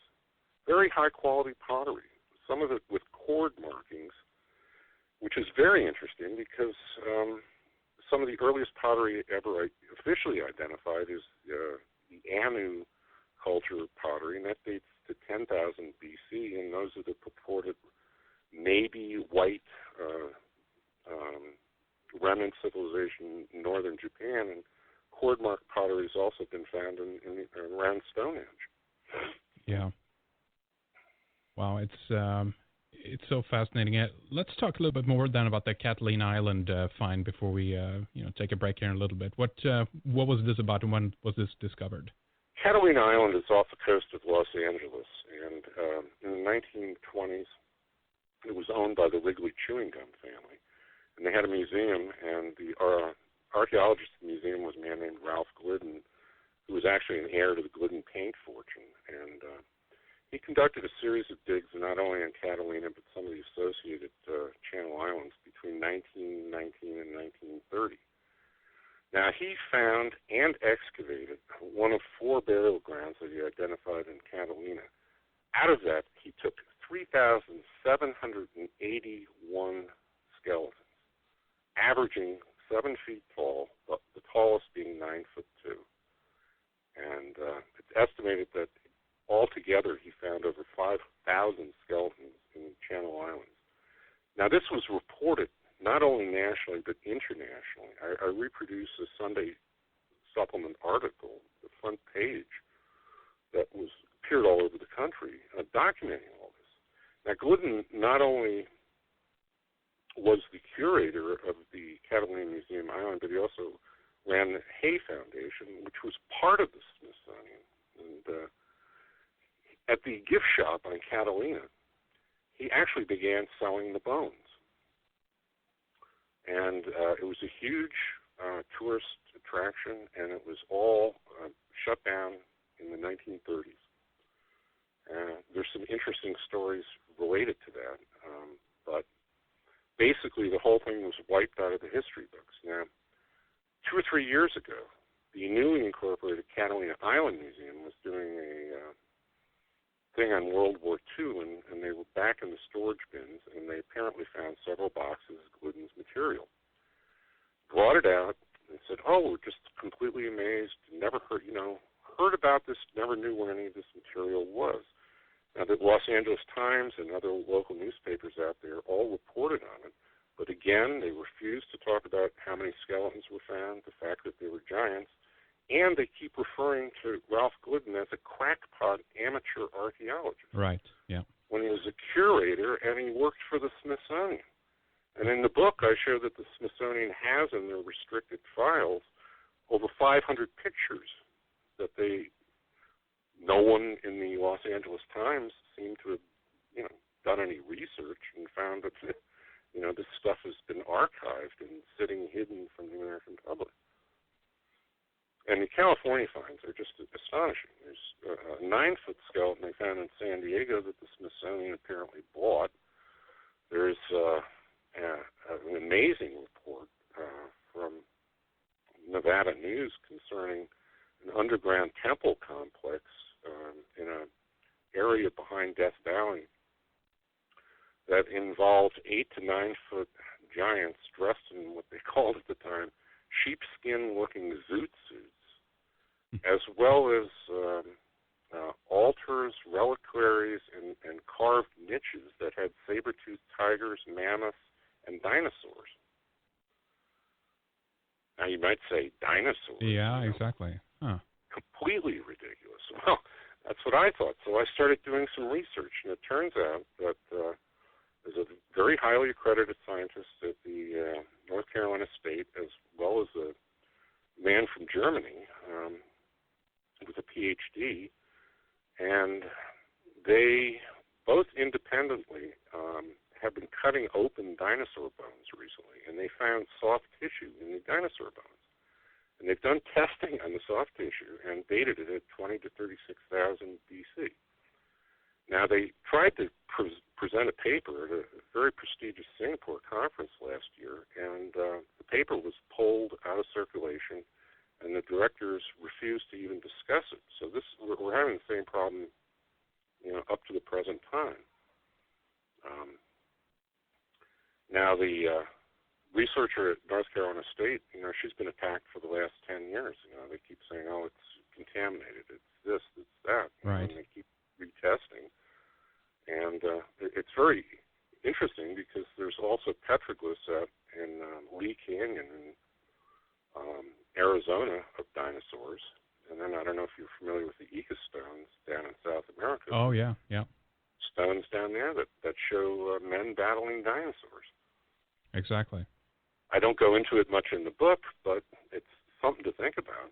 Well, indeed, exactly. I mean, this is what it's all about: finding those out-of-place artifacts, trying to, find the pieces that do contradict history, because it begs us the question to re-examine it and look it over again. And the fact is that if we have reports from a certain period so prominent in many newspapers and all around the world, and then all of a sudden they just begin to disappear, and it's been like an agreement that, okay, this is a no-touching issue. We're not going to talk about this anymore. Yeah, verboten, precisely. You talk about this, you lose your funding.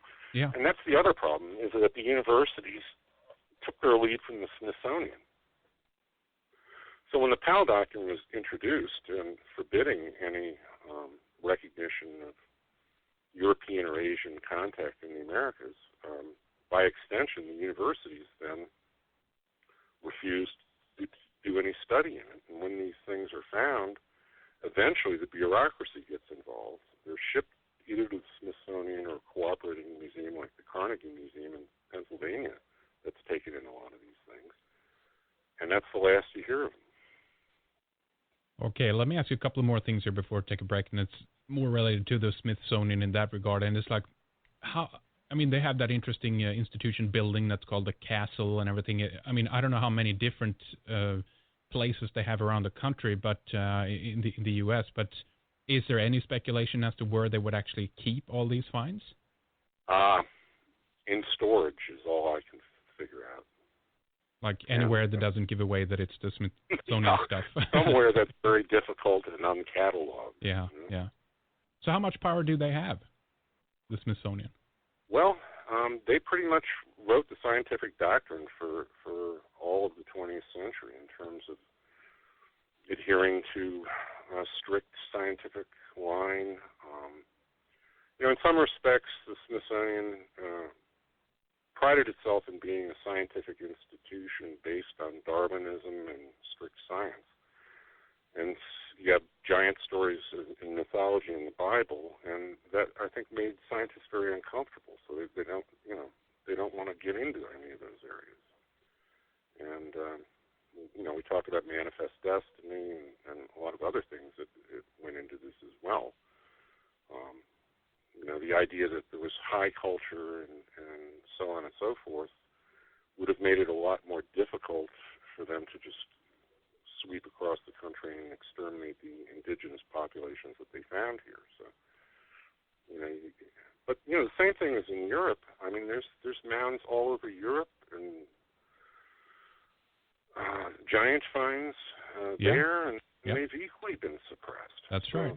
Exactly. It's across the world kind of issue. Now, let's just talk a little bit before we take a break here about how people can get a hold of copies of the book. I mean, I just want to mention that it's fascinating, and the reports are just gold to read through. They're so fascinating, and you weave them together, into the story, if you will, as you tell them, and they're scattered throughout the book, and it's just really fascinating. Now, do you have a personal website, or should we send people to the publisher to pick up a copy? It's available on Amazon and Kindle, and it's been the number one book in archaeology and alternative history on and off for the last 2 weeks on both of those sites. It's also available in all the Barnes & Noble stores, Simon & Schuster, and also internationally. It's available at major bookseller websites in England and France, Canada, and Australia. So if you want a copy, you can find one pretty easily. Very good. We're going to have it linked up as well. It's called The Ancient Giants Who Ruled America, and we're going to have Amazon.com and the publisher up there. Do you have a personal website, Richard, you want to give out? No, I don't. I just have Facebook. All right. We can link that up if you want to. But okay, great stuff. Some nice things to check into. We have much more to discuss here with Richard Dewhurst. So stay with us, everybody. We'll be right back after this break. Okay, family. So let's get into it. Hold on. I had to let me mute this phone. I had to break out the phone because we were breaking up as we were on the air. Okay, so before I move on, and so again, and we're going to be incorporating this author's material, The Ancient Giants Who Ruled America by Richard J. Dewhurst. Again, you can get the book on Amazon. I just started reading it. Really, I had just got the book and picked it up, so I'm still in the introduction section. So I'm looking forward to incorporating this material as well. Shout out to Purple Pill in the chat room as usual. He was dropping some good information. So wait a minute, Purple Pill, I got to go back up because we was chatting it up. Okay, so he and I got to talking about the different height and size of the giants that they were discussing. The author Richard and the interviewer were talking about the size of like 6'7", 7'2", this, that, and the third. So Purple Pill and I was like, aren't the NBA players today that height? And so I just simply did a quick Google. What is the average height of an NBA player? 6 feet 7 inches tall. That's the average height family. So Purple Pill is just dropping in here several of the NBA rookies that are over 7 feet. 172.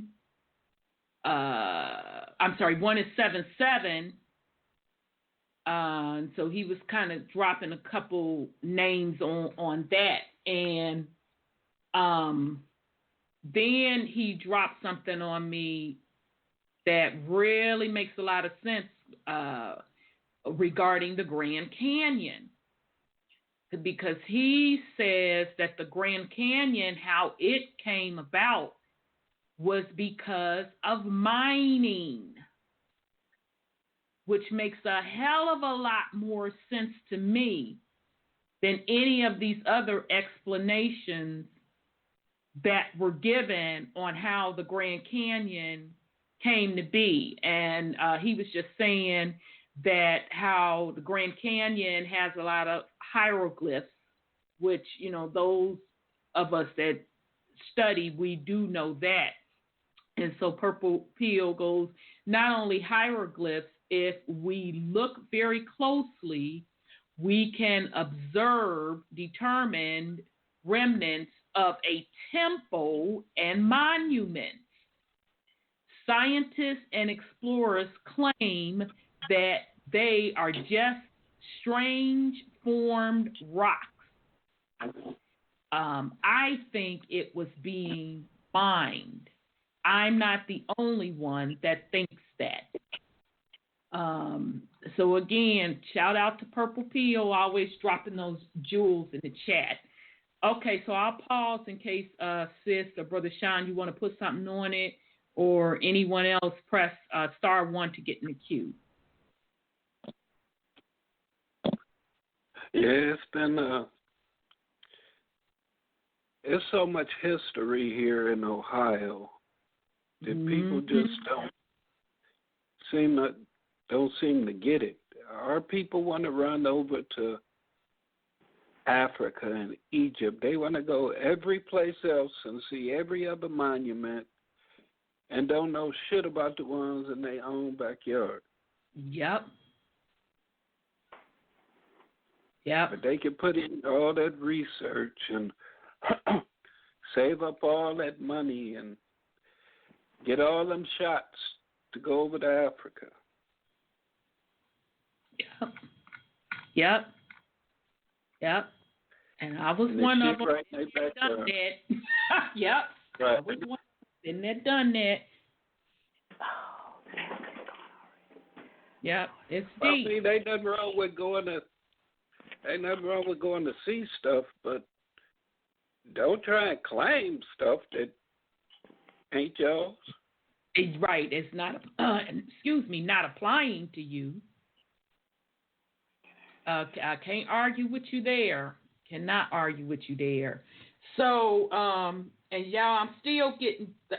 We still have not gotten through all of the material that Sis Cheryl gave us. So shout out to Sis Cheryl. This article is called "Ancient Giants of Love Lock Cave." Tika tribe. I'm probably mispronouncing that, so forgive me in advance. This is off of a website, engmos.com, enigmose.com. What you say, sis? King Drop was when he was talking about everything kind of shrunk, and they don't know what really happened. But King Drop was doing the drop on dragons, and that the present-day dragonfly is the dragons of yesterday. And then I was listening to this other brother, and they actually cut his sound off on his video because he was telling about the chemical makeup of something that happened on the planet, I guess about 5,000 or 6,000 years ago, that changed the combination of our human DNA. And he was telling... Oh, wow. And they had him without his mic. And I tried to get him again, see if they let him speak, but they wouldn't let his videos go through. They did that. Damn. They cut him off. Yeah, but I understand. I have to find those notes somewhere in my cathedral of notes I have. But I kind of understand the sulfur combination in the cell changed. Come to think of it, it was the sulfur that changed, and how another chemical that used to be combined together is no longer combined. Because since I have a little bit of a scientific mind, I understood what he was saying, but I can't recall it right now because my brain is not in that vein. But that's what he was telling about the coloring and everything that changed because of the combination of the sulfur, and lunacy became a part of the DNA when they got that amino acid change or something like that. So so not to cut you off, but just to throw in there just real quick, when you said did you not say lunacy? Yes. Okay, lunacy, lunar. Because we are some of us are of the mindset that it's some fuck shit going on with that moon. Right. That and some would even say that when that moon showed up on the scene, some catastrophe happened. The moon showed up, and some people are even linking the moon to different species. Probably too, yeah. So the derivative of lunatic is lunar.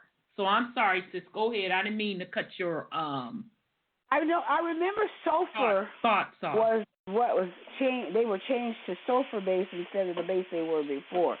I do remember that part of it. So. Remember, I said we must have gone down the rabbit hole because Governor's Travels are saying something about how the giants were taken down by the lillipups. Because that's part of the fables they tell us, but that stuff got some truth to it.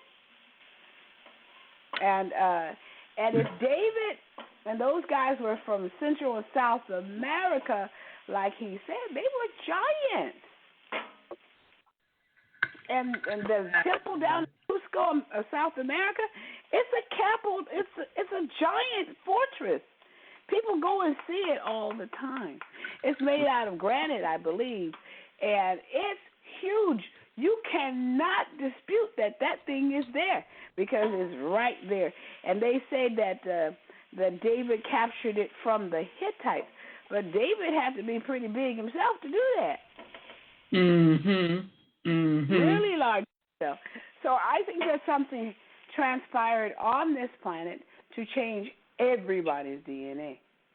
Yeah, and I think, again, well, it was a couple of things that went on. I feel that it was different species that came in on the planet, and we know for sure that based on the series that we're doing with the giants, and they're describing the Skeletor remains, and some of the giant species had 2 sets of teeth and shit. So that gives us indication that there were different species. And then I think 2 weeks ago, I read an article out of a mainstream publication that talked about different type of species that existed before. So we do know that something went on where we had several species on the planet.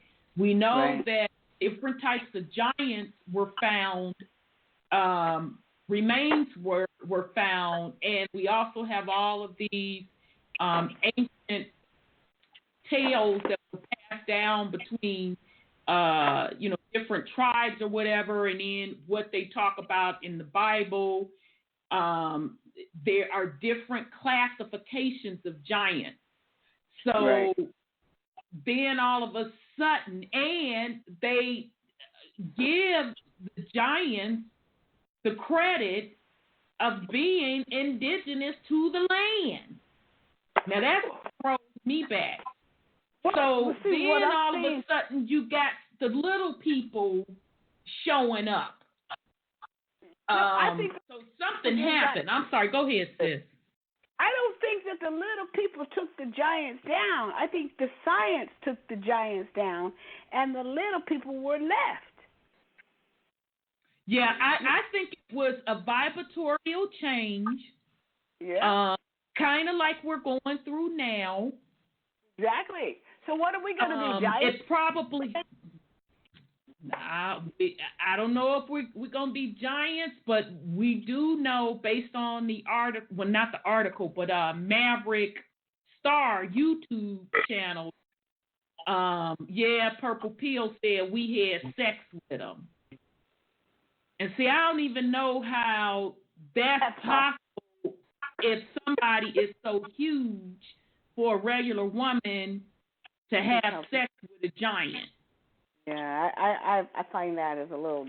I read it in the script. I heard it. You know, it's there. Yeah, it could have been some gene manipulation, but physically, I don't know about that one. But it definitely could have been some gene manipulation, or was it the case that the vibratory changed?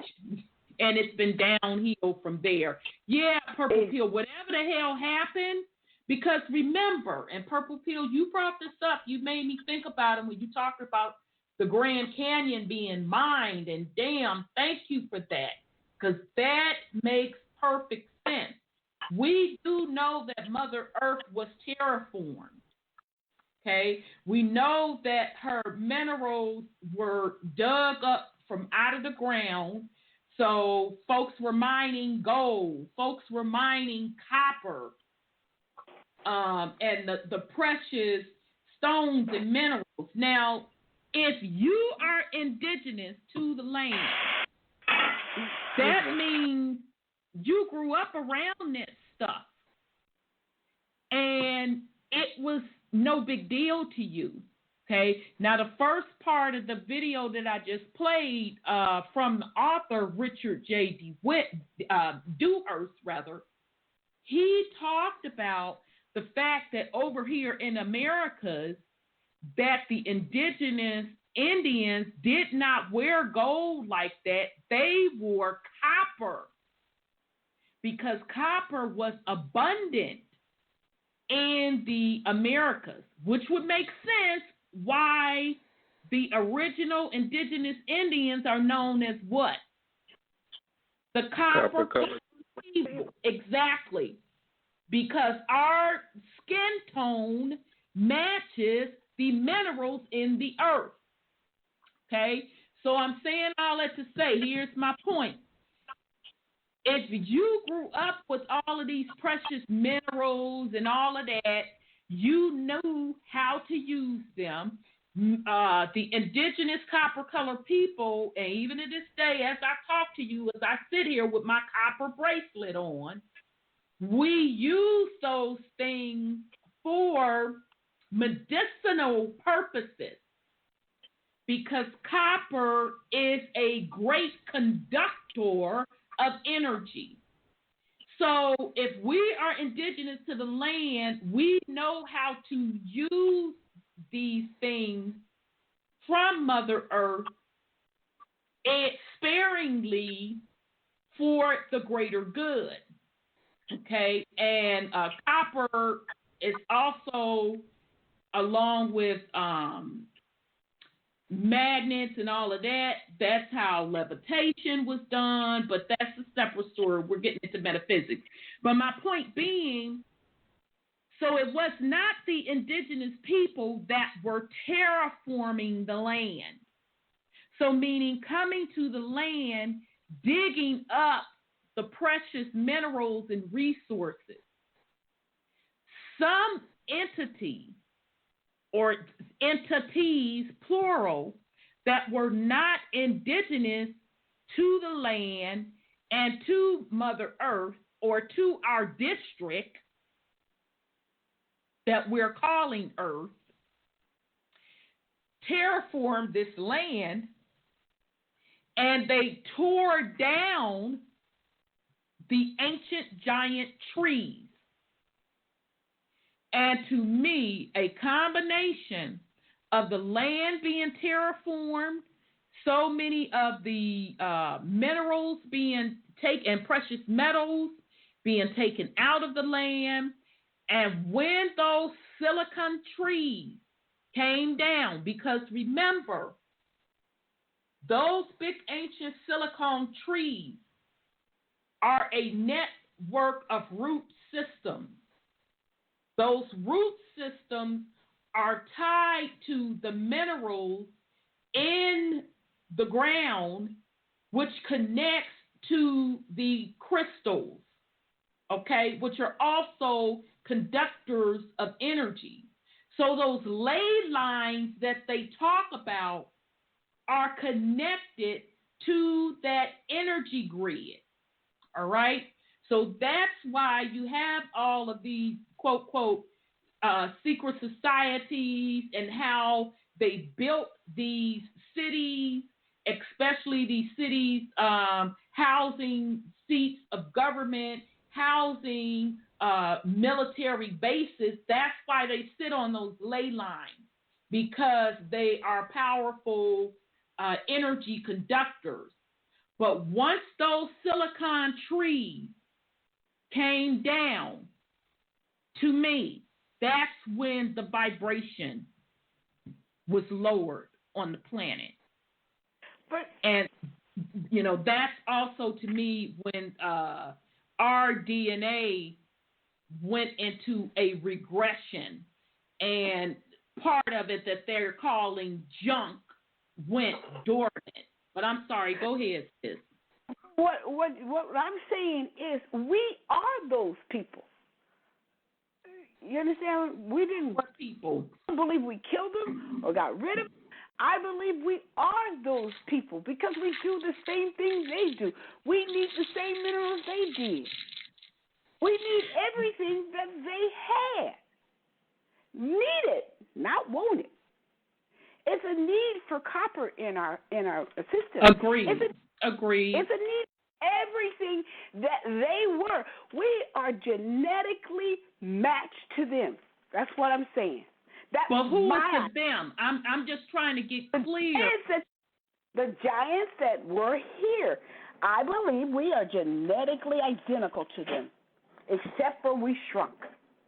I agree with you. I just want to put the disclaimer in that you had different species of giants. Yeah, I understand, but So I just want to make that distinction that you had different species, and you have species that were not indigenous to the land. Okay. Yeah, somebody else, but we are them. Yeah, it had to be. So it had to be some type of invasion, and it was the indigenous folk fighting against the invaders, and they were terraforming the land in the process. So yeah, once those silicon trees came down, that brought down the vibration of the planet, also brought down, of course, the vibration of the people, and it made our DNA strands go dormant. Okay? Yeah. So, you know, now that the planet is shifting back into the higher dimensions, those DNA strands are coming back online. So you are going to start seeing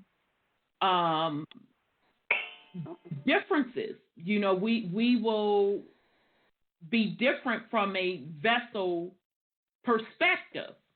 Okay. Right. So those that remain in the higher vibrations or whatever, shit, who knows? 100 years from now, they'd be digging up and say, who the hell is these little bitty ass people? Or who are these big old giants? Well, I'm just putting it out there. If your DNA, not if, when your DNA, if you are going to resonate to a higher vibration, that brings those other junk DNA back on strength. Who's not to say that we will go back to that taller state, and then it'll be somebody else digging up some remains hundreds of years later saying, well, who the hell were these short people? Or giants. Exactly. And so Purple Pill goes, you can draw a straight line through all those cities on a map. Dallas, New York, Philly, and Boston. Absolutely. They built that stuff on a grid based on the ley lines. And they knew the ley line system based on the energy field. Okay? Right. Can almost guarantee you that the stronger those energy fields are, was once stood where those silicon trees were, because what we are calling mountains is either two things, and you can go check out a YouTube video called There Are No Forests. They're either two things. Mountains are either the ancient silicon big trees, and or the volcanoes are the remnants waste of the terraforming that went on the planet, with like nuclear experiments and all of that. So I highly recommend you go check out that video. It's on YouTube called There Are No Forests. Okay, so I'm sorry, go ahead, sis. You know, the weirdest thing is I was in the bank maybe last month or so, and I looked up at this bridge and water picture they had on the wall, and I swear to goodness I saw a person. And I stood there and I just like, whoa. After that video, I see rocks differently. And you see what they're talking about. You do. It's really weird. It's weird, and damn, y'all, I don't know where I saw this picture at. Now I don't want to lie, because it could have been up in the movie. Could have been, but it was this elephant laying in the water, but it was a giant elephant, but the elephant was made of stone. So that in a movie, or I can't remember if I saw it in a picture somewhere that somebody posted. And then I told you in one of the Star Wars movies, they threw in this warrior, this giant warrior. He was actually a Titan that was laid down on the ground with his war helmet still on, and it was in the desert land. Yeah, you can see that. So he had a helmet on and everything too. Yeah, and I have seen that Star Wars before, and I just so happened one of the little channels had it on, and I was passing through the channels and caught that one particular scene. I said, oh shit, that's one of the Titans laying down there that they're throwing in there. Now, real quick on Star Wars, just a little quick fact on that. They film a lot of those scenes that you see that look deserty-ish in parts of Alaska. Okay, and I just kind of chuckled to myself. And if you pay attention, they're kind of giving you hints of, as they're going to these different worlds in Star Wars, they're kind of throwing in your face that they are going out. So not up, but they're going out further in other districts. So that's why you always see them in part of the Star Wars where they always got to cross this damn ice land. So that ice land is representing going over them Arctic walls out to the other districts, and then they are encountering all of those other beings. So very, very interesting stuff. Okay, so yes, Purple Pill, certain rocks in Africa are referred to as singing rocks, ringing rocks. Absolutely, absolutely. Okay, so this is Sis Cheryl again. Ancient giants of Lovelock Cave. Sitika tribe. The Piatti Indian legends, as well as archaeological evidence, describe a race of red-haired giants. The Piatti called them the Satikas, like their red-haired counterparts, the Rano Wanaka and Adena giants of the Ohio River Valley. They were exterminated by the smaller but more numerous Piatti. The Sitaka were a tribe of indigenous Americans that lived in Nevada/Arizona in prehistory. They are, for all intensive purposes, extinct. A small element of their gene pool perhaps survived in the indigenous Native American population, but they are not of the same race as the Amera Indians of modern time. The word Saitika means tool eater in the Piatti language. Tool is a fibrous water plant. The Saitika, towards the end of their existence, spent much of their lives on rafts made of tulle, or it could be tule, on Lake Lahontan to avoid harassment from the Piatti. The last known group had their home in Lovelock Cave, where their remains were discovered in 1911. Although the word Saitika only applies to the tribe that the Piatti legend speaks of, I have applied it to other related peoples and traces of peoples throughout the same vicinity. Native legends. The Piatti Indian legend describes a race of red-haired giants called the Sitikas, like their red-headed counterparts. Okay, we talked about that. All right, what are they else they're trying to say? They're trying to say that according to the Piattis, the Sitikas were hostile, warlike, and practiced cannibalism. It says the Unexplained, an illustrated guide to the world's natural paranormal mysteries, reports that in 1911, guano bat excrement miners discovered a treasure trove of prehistoric artifacts at Lovelock Cave.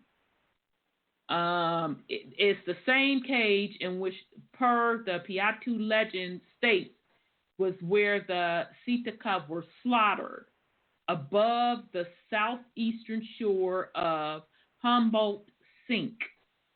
The Sitikas and the Piattis were at war, and after a long struggle, a coalition of tribes trapped the remaining Seetica in Lovelock Cave. When they refused to come out and be slaughtered, the Indians piled brush before the mouth of the Lovelock Cave and set it on fire, annihilating the Seetica. The Piatti legend also have the Seetica building a pyramidal stone structure in New York Canyon, some miles away in Churchill County. The area is known for earthquakes, and if the pyramid existed, it probably collapsed over the years. Lovelock Cave. Archaeologists from Nevada Historical Society and the University of California believe Lovelock Cave was occupied from approximately 1500 BC until a few hundred years before the white man appeared in the region. Red hair mummies and skeletal remains ranging from 6.5 feet to 8 feet tall were discovered in Lovelock Cave. So again, as Purple Pill and I was chatting it up in the chat room, we still have folk walking around today that's 6 feet 5, 6 feet 7, 6 feet 8, and now we have NBA players in the 7-foot range, and I think he said one rookie is 7 feet 7 inches tall. So shit, that's almost 8 feet tall now. So if we're going by that classification of height from giants, shit, we still got giants walking today. All right. So it says some skulls recovered from Lovelock Cave can still be seen in museums in Lovelock and Winnemucca, Nevada. In 1931, more large skeletons were found in Humboldt Lake Bed. Humboldt Lake Bed sink is an intermediate dry lake bed approximately 11 miles by 4 miles across in northwest Nevada, approximately 20 miles from Lovelock, Nevada. The first of these two skeletons found measured 8.5 feet tall and appeared to have been wrapped in a gum-covered fabric similar to the Egyptian manner. Now that's interesting, y'all. Now y'all done sat up there and heard him say that particular 8.5 foot tall giant was wrapped kind of Egyptian mummy style. Okay. All right. So the second skeleton, now that's in Nevada. Okay. So anytime folks typically think of mummies, they think about on the coast of Africa. So anyhow, the second skeleton was almost 10 feet long. The Review Minor of September 29, 1939 reported another finding of a 7-foot, 7-inch skeleton also near Lovelock, Nevada. Humboldt Lake Bed was once part of an ancient lake known as Lake Lahontan. I'm sorry, go ahead, sis. I just thought of something. Russia still have giants, people living today. I saw a documentary of this lady that was about 9 feet tall. You know, they have things. One of the reasons I think that Russia and the United States are at odds is because Russia like to tell the stories about all these fascinating things that still exist, and the United States don't like it. Because, you know, like he said in that documentary, if the indigenous paternal people would claim that they are the ones here first, then the United States would have trouble. And that's why they don't like Russia talking. And Iran talking, because they're going to tell off on them. And they don't want that. Right. Right. No, it makes sense. Sorry, go ahead, sis. Russia still has giants. They have them. They have one lady they showed on a video. She was a woman, and what can I say? Her clothes was huge. They still have them walking the streets today. Right. And all we really have to look at, I know y'all remember Andre the Giant. Oh, yeah, I remember him, yeah. He was 7'4", and again, going back to the NBA players, and you all, I forgot that Will Chamberlain 7'1". Mhm. So again, we already see the remnants of quote giants. Right. We just don't know it. We're not recognizing it because we use them for sport. It's just something to do, and nobody really pays attention. Holy mackerel, you way up there. Nobody cares anymore. We got into it. And just the fact, though, sis, that we believe the narrative that has been given to us. Exactly, that they all extinct and they no longer exist. Well, they don't even acknowledge them. No. They don't even acknowledge the giants. They say that it was a fable. But they call it a disease. They call those things that other people have now gigantuan. And that's a disease state. It could have been the natural state of mankind at that time. And we don't know what we're going to do when this planet changes its direction and everything like it's supposed to. Right. Well, I look at it this way. They say a disease, but yet and still they making millions and millions of dollars off of NBA players, and the populace worship the NBA players. So it's all just mind games, and people are not using common sense to put these things together. Right. Exactly. So this is going back to dropping some more information. Like I told y'all, she gave us so much. I'm still trying to get through it all. So this is the Giants of Oklahoma. In 1912, 2 employees of the municipal electric plant of Thomas, Oklahoma, were shoveling coal into the plant furnaces using fuel which had been mined near neighboring Wilburton. One chuck of coal was too large to handle, so the workman took a sledgehammer to it. Once it broke open, however, the workmen found that the chunk contained an iron pot, and upon its removal, the 2 coal halves bore the mold of the pot in its interior. But employees signed affidavits testifying to the authenticity of the discovery, and the iron pot was subsequently examined by several experts, every one of which was most reluctant to comment on the pot and the circumstances surrounding its discovery. This was the most understandable since the object came from coal dated from 300 to 325 million years. On June 27, 1969, workmen cutting into a rock shelf situated on Broadway, Oklahoma City. I'm trying to get to the part where I need to get to. Okay, my bad. I thought I had saw something else in here. Okay, my fault. I thought this one they were going to talk about finding giant remains, but my fault. I don't see it in here. Okay. All right.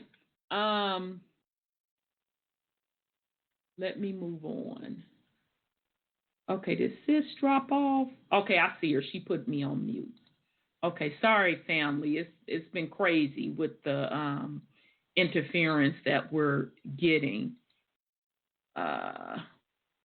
You know how they do, though. I know. I know. I don't even know how the heck I can open this one. Hold on. I'm trying to get to my other articles, y'all. And then you got to remember that this technology is failing also. So it's not just a matter of them. And it really is. It really is. And I was talking to one of my sis earlier this week, and she was complaining about her phone acting up. I'm like, oh, yeah, girl, the phones are acting up, little internet connections. And then I remembered them talking on the news about solar flares that was going to be hitting the planet. And so I reminded her, I said, well, yeah, that's about right. When the solar flares are hitting the planet, that the technology, and we didn't even talk about the second blackout, that didn't another blackout happen this week in New York? If I'm not mistaken, yep. Okay, I thought so. And remember when I told the family, I said this last year, that 5G was not the devastation that people thought it was supposed to be, to bring harm to people, woo-woo, this, that, and the third. I said, and I say again, that 5G technology is their way, and they're putting it right in your face. That's why they named the shit 5G, equivalent to, quote, quote, fifth dimension, because they're trying to keep up with the vibratory rate of Mother Earth.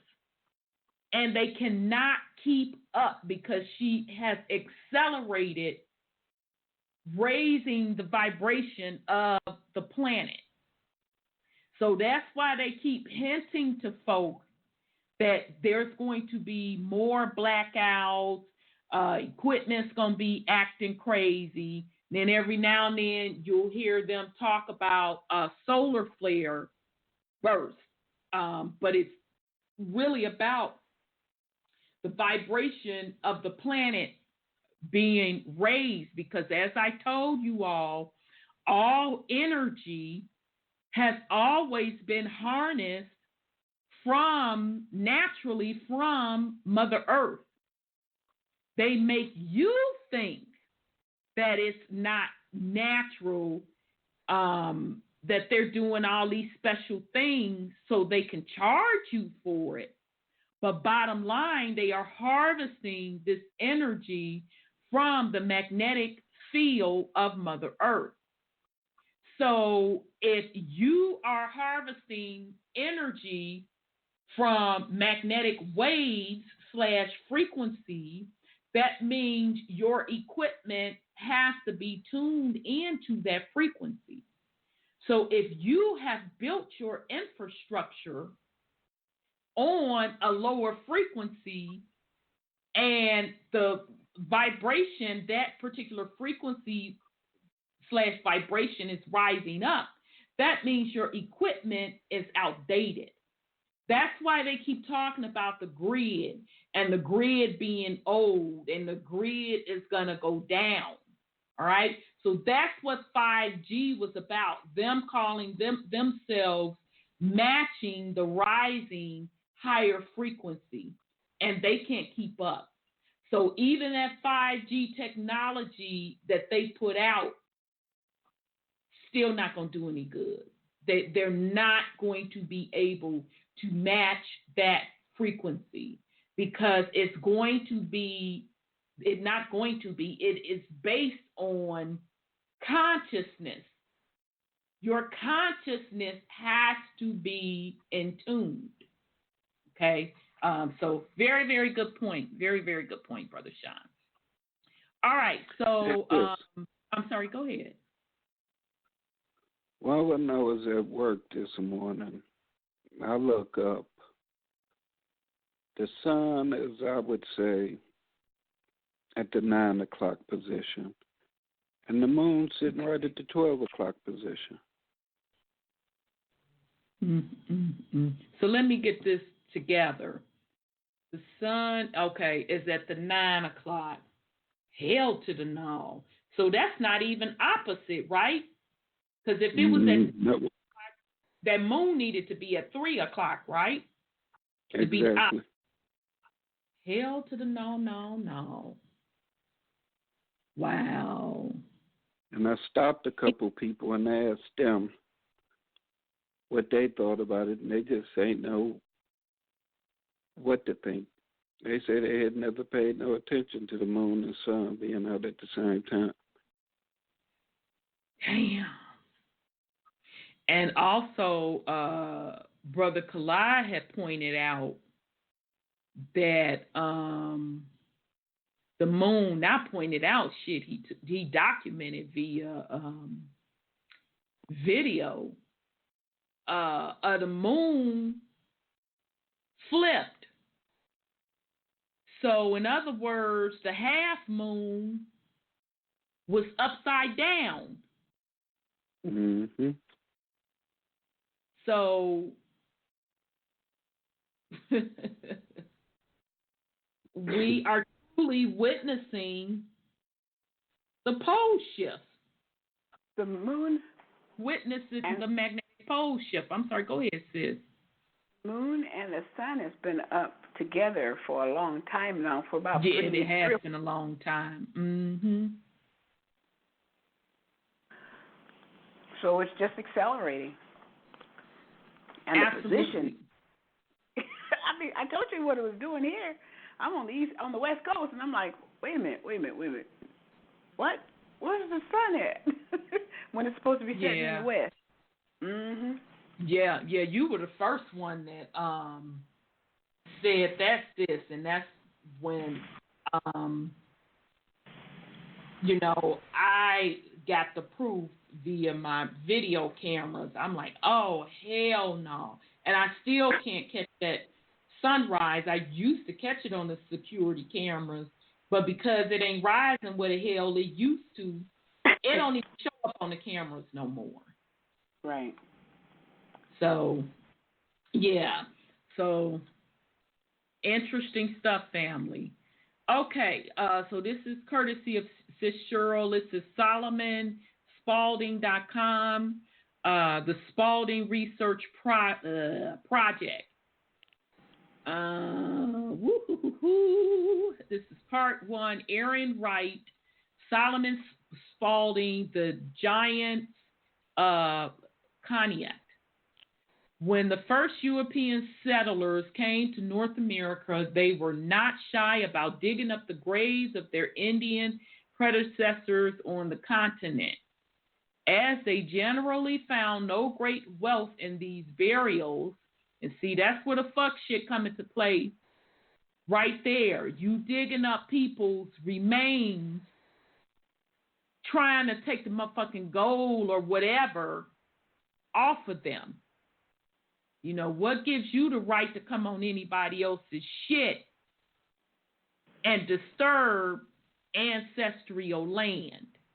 I heard they were eating them. Well, now, they were RT News did a documentary on that. RT News did a documentary about the hidden story of the pilgrims coming to America. Okay? Mm-hmm. They were talking about, and when they say pilgrims, now we know through our research, those were really the indentured servants that were coming over to the Americas, okay? And they were starving. And now this is up in the RT News documentary. They didn't put the indigent servants in there, but I'm telling you that's what they were. They called them pilgrims. But they were saying that they came over and they were literally starving and freezing to death. They were starving so much that they started digging up the remains and eating them. So, yes, sis, you don't have to worry about what you heard, because this is what RT News put out as a documentary. So that's what they could have been doing, but damn, that's deep too. You could find on the worlds or nothing. Well, damn. They on the first Thanksgiving, they didn't want to. They didn't want to work. They didn't want to spend time.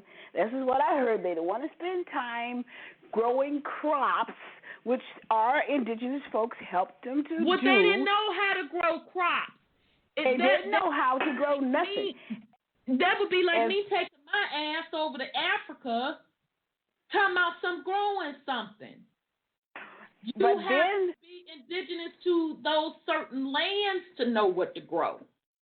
So on the first Thanksgiving, they invited 200 of them, of the indigenous, to dinner, and they gave them all a drink, and it killed them, and they ate them.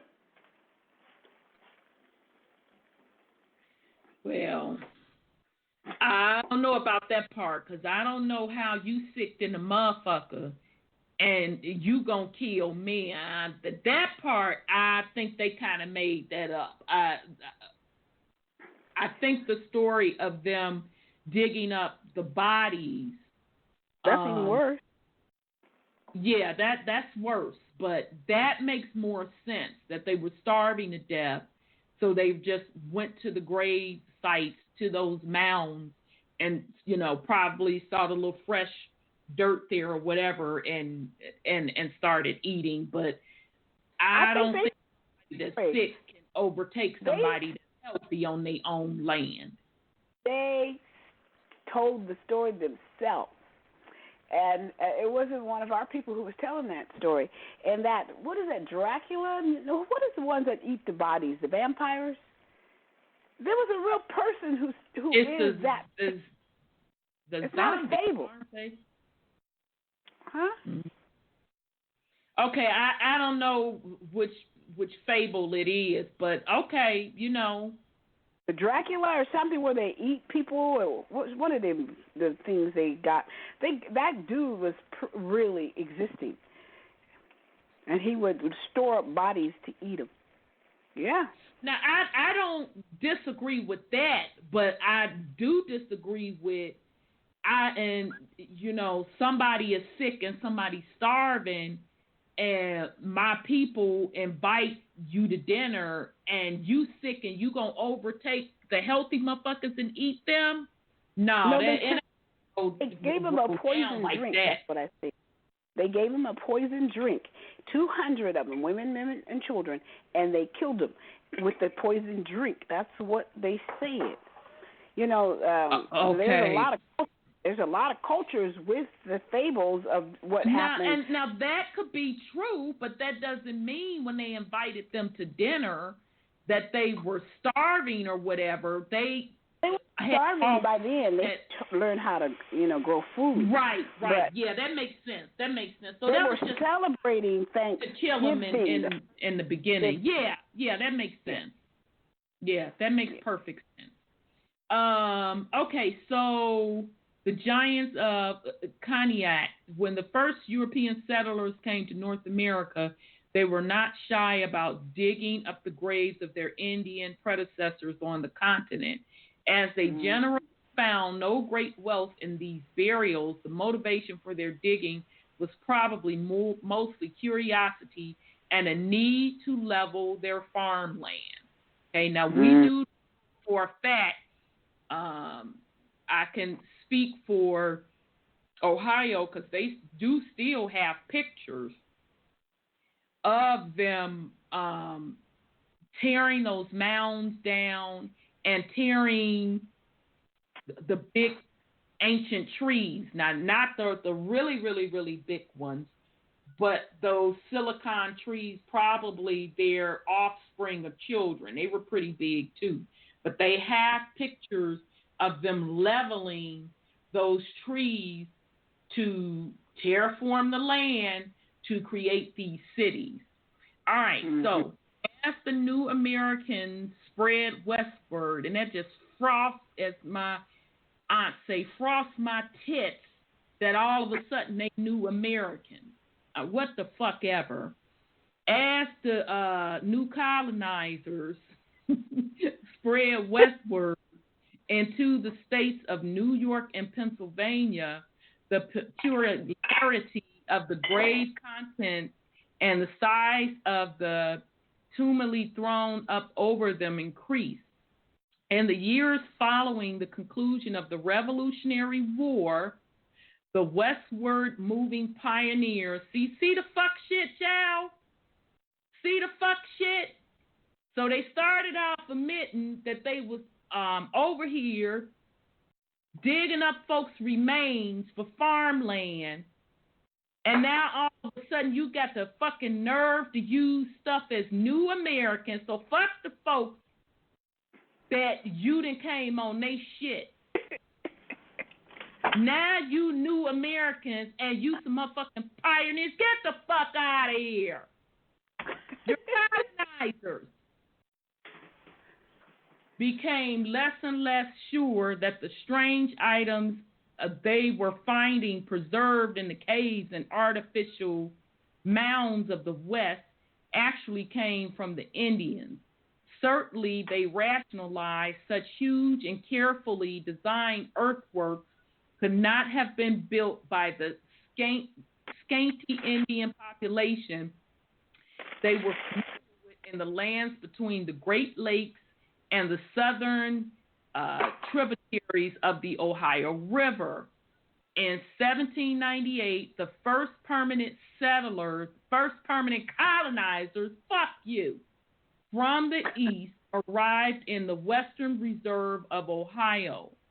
They began to clear the forest along the southern shore of Lake Erie, and in the process found numerous ancient earthen structures, and almost everywhere the finely made spear points and other artifacts of a long forgotten and once populous native society, a people obviously quite different from the Massagua Indians then living in that country. A generation before the first colonizers, they calling them immigrants,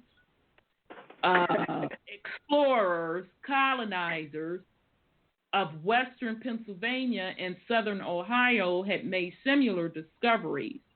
The extensive earthworks of Circleville and Marietta, Ohio, were already well publicized. By that time, the colonizer, Aaron Wright, and his companions began to stake out their new home along Cognac Creek in what would become Ashtabula County, Ohio. The discoveries of Aaron Wright in 1800. Perhaps it was because he was a single young man with plenty of energy, or perhaps it was because his choice for a homestead, including a large mound builder burial ground, whatever the reason may have been. Now, y'all, this shit is deep to me. So dude knew that what he picked out for land was a burial ground. He fucking knew. Mm-hmm. And you know with that bullshit? And so you want me to call you an American? Get the fuck out of here. And a settler? No. All right. So, Aaron Wright has gone down in the history books as the discoverer of the Cognac Giants, the unusual large-boned ancient inhabitants of Ashtabula County, Ohio, in an 1844 account. Writer Harvey Nettleton reported that this ancient burial grounds, that still fucks me up. They knew. Of course. That they were digging up remains. Mm-hmm. No fucks were given. But yet you want me to call you an American, and then now you got the nerve to try to say who is an American. Get the fuck out of here. All right. So, how much land? The ancient burial grounds of about 4 acres was situated in what soon became, now this is going to trip y'all out, the village of New Salem. Later named Conneaut. Extending northward from the bank of the creek to Main Street in an oblong square tract that appeared to have been accurately surveyed into lots running from the north to the south. Okay? So in other words, terraforming. Nettleton also said that the ancient graves were distinguished by slight depressions in the surface of the earth, disposed into straight rows, with the intervening spaces or alleys covering the whole area, estimating to contain from 2,000 to 3,000 graves. These depressions, on a thorough examination made by Esquire Aaron Wright as early as 1800, were found invariably to contain, human bones blackened with time, which on exposure to the air soon crumbled that dust. Okay, we're about to go into overtime. Dan Purple Pill, peace and love. Shout out to you. Thanks so much for being in the chat room with us. If you want to continue to join, you probably ain't going to make it at this point. 9-477-3858, 929-477-3858. Less than a minute. If you're not going to join us, again, peace and love to you. And thanks so much for the information that you continue to drop. All right. So the prehistoric cemetery on Aaron Wright's land, this frosted my pits, wasn't your land, colonizer, was remarkable enough just in its size and the configuration of the graves, but it was what was in those graves and in the adjacent burial mounds that captured Nettleton's attention.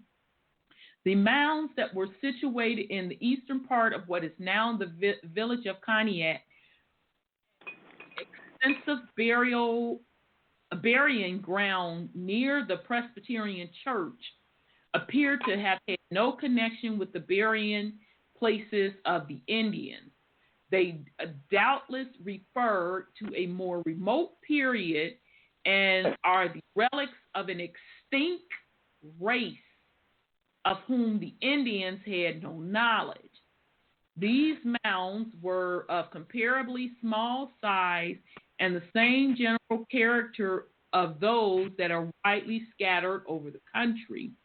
What is most remarkable concerning them is that among the quantity of human bones they contain, they are found specimens belonging to men of large stature and who must have been nearly allied to a race of giants. Skulls were taken from these mounds, the cavities of which were sufficient capacity to emit the head of an ordinary man, jawbones that might fit over the face with equal facility. The bones of the arms of the lower limbs were of the same proportion, exhibiting ocular proof of the degeneracy of the human race since the period in which these men occupied the soil which we now inhabited.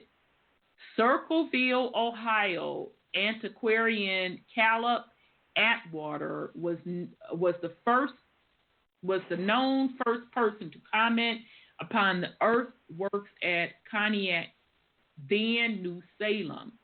In the published text, in his 1820 report, descriptions of the Antiochs discovered in the state of Ohio, Atwater described the work of Salem on a hill near Conneaut River, having two parallel circular walls and a ditch between them.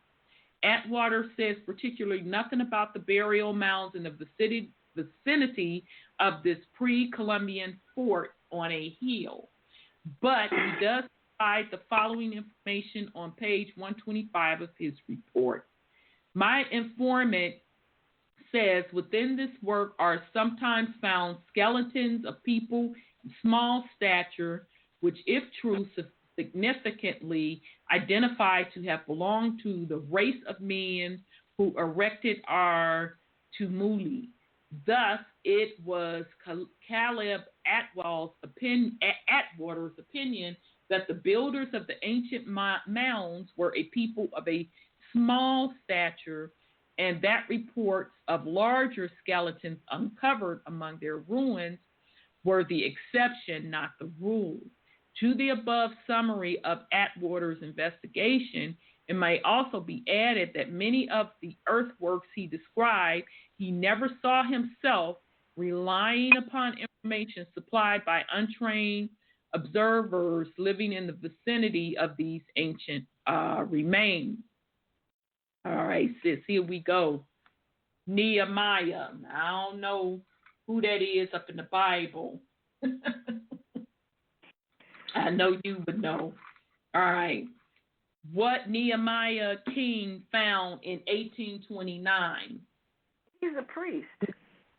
Okay, I know it was somebody up in the Bible. I ain't finna try to remember. He's a priest, and the queen and those guys get their so-called right to reign from him. Remember that coronation song they played? That's for the Nehemiah. That's their thing. Mm-hmm. Oh, okay. That's how they got their right to reign. Okay. Well, Nehemiah came over 1500s. Remember this 15 stuff? They say AD, in the records you're talking is BC, but I bet it was AD. And he gave protection to Solomon the First because there was some wars here. Remember I was telling you about that? Yeah, you talked about that last week, if I'm not mistaken.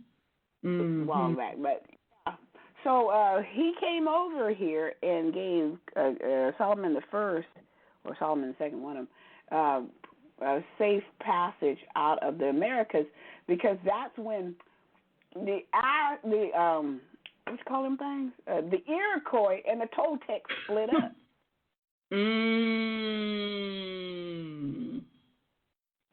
That's interesting because remember around. Yeah, he was around, even though they say that's real ancient times. No, it's not. Well, it's interesting, sis, because you was gone the week that we first started talking about the giants in Americas, because there was a war, an ancient war between the Iroquois and damn it, what's my folks out the Leopold out of Delaware. Yeah, the Toltecans. Yeah, they're part of that. Very interesting. The Caddo Indians of Texas are my people. Remember I told you that? See, they're Toltecs. One went north, one went south. Yeah, the Toltecs. Yep, that's what it was saying in that article. Yeah. The Iroquois went north. That's the split of the kingdom. Yeah, that's exactly what it was saying in the article, and it was saying that they were warring with the Lenape, and then when they started splitting in the different directions, they started mixing with other tribes, and so the article was like, we don't know if part of that mixing was also mixing with other giants as well. So very, very interesting stuff. Okay, so we go, what Nehemiah king found in 1829. Nettleton's account was widely circulated when it was summarized in 1847 by historian Henry Howe in his Historical Collection of Ohio. Howe speaks of Thomas Montgomery and Aaron Wright coming to Ohio in the spring of 1798, and of the subsequent discovery of the extensive burying ground of the human bones found in the mounds nearby. Howell repeats the report that among these uncovered bones or some belonging to men of gigantic structure. He also tells how in 1829 a tree was cut down next to ancient Fort Hill in Cognac. And the local landowner, the Honorable Nehemiah King, with a magnifying glass, counted 350 annular rings beyond some cut marks near the tree's center. Okay, so they were trying to see how old the tree was if they was counting those rings. All right, so Hal concludes deducting 350 from 1829 leaves 1479, which must have been the year when these trees were made. This was 13 years before the discovery of America by Columbus. That's interesting. They can get the fuck out of here with that Columbus stuff. But 1479. Okay, so they're saying 1479. Perhaps. I'm sorry. Go ahead, sis. The Spanish was over here enslaving us. Exactly. If we were warring with they stinking asses, right? Before Columbus even got here. Exactly. So that's why I was like, get the fuck on out of here with that Columbus stuff. Because he didn't discover nothing. Because conquistadors were down here warring with the Aztecs, and they warring with everything. And Spain also had taken over Texas with Maximilian. Right. Absolutely. So. This was 13 years before, that Columbus crap. It perhaps was done by the race of the mounds with an axe of what? Copper. As that people had the art of hardening that metal so as to cut like steel. So now, who was the copper colored people? Oh, okay then. Show not the folks that they're saying are native today. They're not copper colored. But all right, whatever. The same. They still admit. I'm sorry. Go ahead on, Brother Sean. But they still admit that they people came over the Bering Strait. They do. So how are you indigenous or the first? You can't be. Exactly. That was the Mongol invasion by Genghis Khan from the Bering Strait. Exactly. Which would make sense why their tones are not copper colored. And they got slanted eyes if you look at them. Exactly. So, yeah, you're native, but you're not indigenous. That's why y'all have to admit that y'all don't know nothing about the mounds. But and you wasn't your people. Genghis Khan, wait a minute, let's get to this indigenous part. Genghis Khan sent women over here first to mate with the men.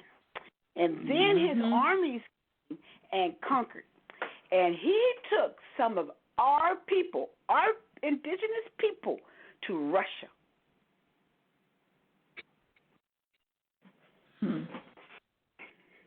So that's where you get these really curly head looking people over in Russia, because he took in captivity, and like the Assyrian captivity they said in the Bible, and the Babylonian captivity, he took them to Russia.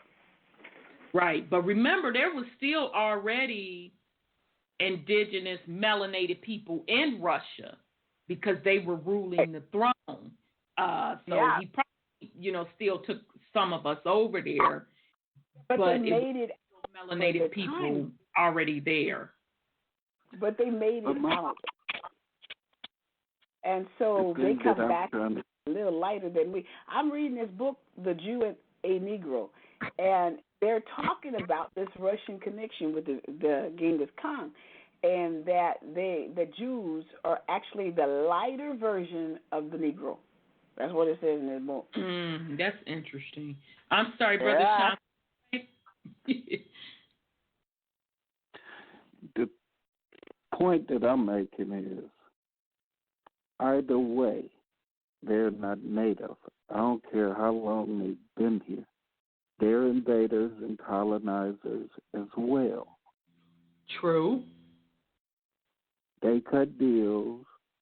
They made treaties and shit with them motherfuckers too. True that. They gotta go. Which is why they don't. That's why they're not honoring them.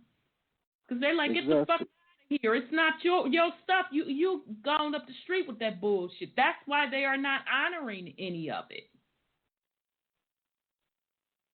So they yeah, all gotta go. Very good point. Very good point. And I pointed that out several times that people are calling themselves Native Americans. You really need to do your research and get your identity in order and in check too, because you're not copper colored. If you don't know what the hell I'm talking about, dig up some of them pennies.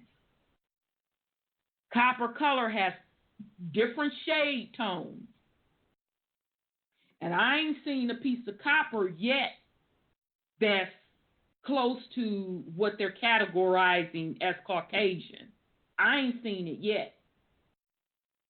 So that's on you if you want to keep being in denial. But okay, here we go. The same year that Henry Howe's History of Ohio appeared, another interesting book was published by the Smithsonian Institute. Now we know that they some stinking ass MFs that's in on the cover up, entitled Ancient Monuments of the Mississippi Valley. On page 38 of the seminal report by E.G. Squire and E.H. Davis appears the first known published description of Fort Hill. What did I just not say when we were talking about the ancient trees and the ley lines? Did I not say, what did I say they built around or on top of those ley lines, and a lot of the ancient trees were standing there? I said the seats of the government buildings, and I told you military bases. All right, so right here, proving my damn point. Okay, I just knew that automatically. I didn't read this article beforehand. All right, so it's saying that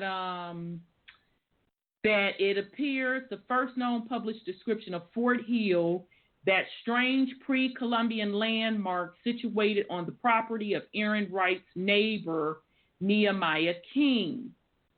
The antiquarian who contributed the survey of the ancient works in northern Ohio to Squire and Davis was Charles Whitsley of Cleveland, Ohio, who had been sketching the ancient earthworks of his region since the mid-1830s. The archaeologic and paleoanthropology pioneered by investigators like Squire, Davis, and Whittlesey eventually revealed the fact that the builders of the mounds were in fact ancestors of some of the eastern woodland Indians. Okay, so there you go, sis. So I'll just reread that again because I'm getting tired and tongue-tied with the folks' name. Eventually revealed the fact that the builders of the mounds were, in fact, ancestors of some of the eastern woodland Indians. So I'm just finna motherfucking pause right there. So if the natives You know, and I got to take a swig of my water, y'all. Go ahead, sis. Go ahead. Take your time. Take your time. You already, both y'all know where I'm going. That's why you cracking up, sis. Brother, you telling me it's my time. So now, if the natives say they did not build the mounds, and this right here says, in fact, ancestors of some of the eastern woodlands Indians, how the fuck again are you indigenous to this land? That's true. Okay, so keep on. The East Woodland Indians is the Powhatans.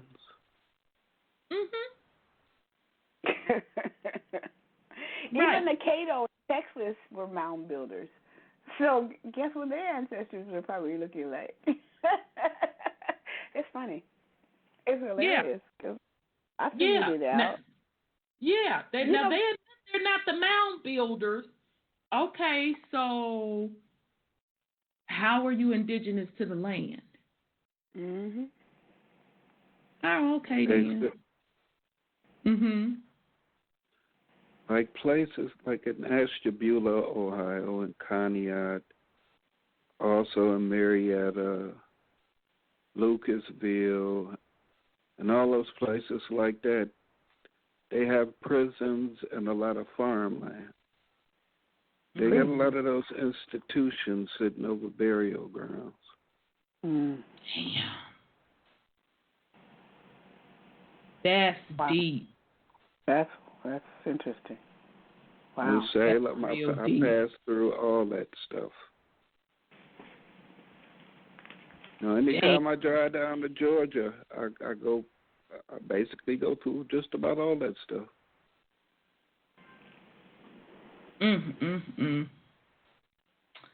Wow.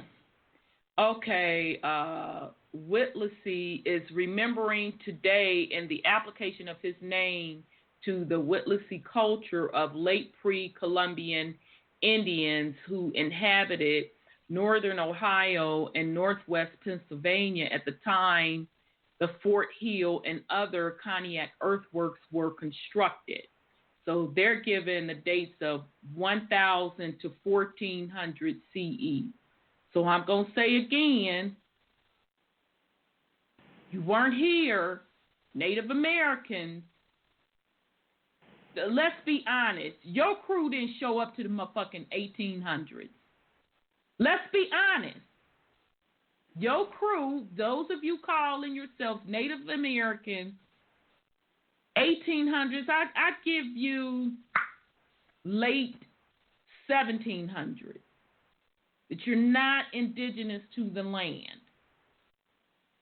All right. For a much more recent description of archaeological finds at this site, see David S. Brote's Conneaut Fort, a prehistoric Whittlesey-focused village in Ashtabula County, Ohio, in Pennsylvania archaeologist. He's giving page 29 through 77. Rose's 1971 excavation at Fort Hill were just one part of a wider archaeological survey conducted by Case Western Reserve University, and his published report is merely a summary of a much more detailed site plan. Rose found little of interest in his dig and concludes that the Conneaut Fort was not so much a mound builder fortification as it was a base camp from which migratory hunting parties went out in the surrounding woodlands to obtain food. Although he included some brief comments regarding 19th century reports about the place, Rose says little about other prehistoric earthworks in the area and nothing at all about accounts of giant skeletons being found in the ancient cemetery just across the creek from the hill. However, his simply giving Whittlesey name to a focus of these ancient Americans. Okay, I'm going to say that again. The ancient Americans does not even begin to account for or explain the early discoveries of the gigantic skeletons found along the banks of Cognac Creek. It is obvious that the modern scientists, in their narrow investigations, they ain't missed it, baby. They were hiding it. Have missed seeing the larger picture of the enigma the early settlers encountered, early colonizers, at Cognac. The strange burial places, odd relics, and inexplicable remains of the previous inhabitants. To gain a useful perspective on these people, the modern reader must turn the historical pages back to the report from the previous century. All right, so in other words, this gross dude, was it gross? I don't want to lie on him. Yeah, and which makes sense. He came along in the 19th century trying to debunk the stuff that folks were reporting in the 18th century. All right, so in other words, they were starting the cover-up. And remember when I told you all that the Caucasians started taking the seat of power? I told you all when. Late 1800s, early 1900s. All right. Dr. Pete's 1878 account of the giants. In late 1878 or early 1879, William W. Williams, History of Ashtabula County, Ohio, appeared, the first major publication devoted exclusively to the past years of that corner of northeastern Ohio. In that volume, various accounts of the first eastern settlers, colonizers, and their encounters with the remains of the Cognac giants are described in some detail. For example, on page 17 can be found the following description by the local and later widely known antiquarian Stephen D. Peet. An impenetrable mystery still hangs over a race preceding the various tribes of Indians which history has come in contact with and may be regarded as strictly prehistory. How the fuck can something be well, I guess it is prehistoric, because my motherfucking bad, because history means his story. So before my fucking lies, okay, yeah, my bad. So Ohio gives numerous evidence of such a race. Here, it was seen was the chief seat of the ancient empire in this state. Two classes of work have been discovered. In the southern counties, the works are much more massive and distinct. They are also much more complicated and mysterious in their design. The works at the north, on the other hand, are much simpler in their character and are mainly indicative of a military race.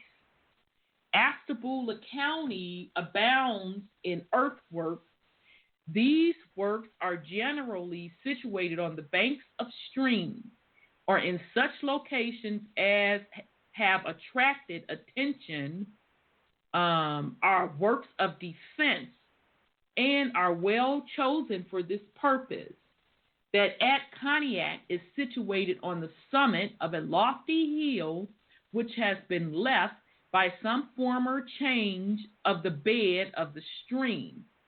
A steep ascent protects it on all sides. Damn, y'all. So basically, they built a fort on top of a fort that already existed, or by a fort that already existed.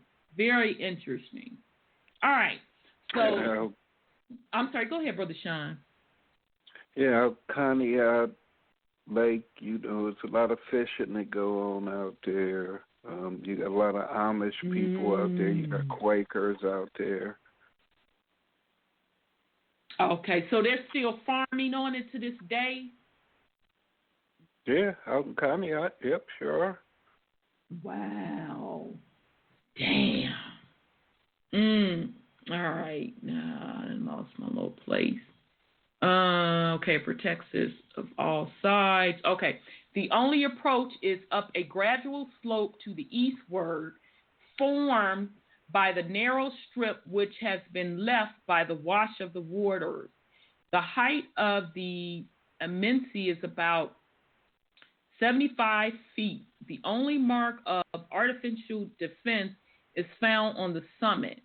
This consists of a simple earth wall built on the very edge of the bluff and following closely the very line of the bluff.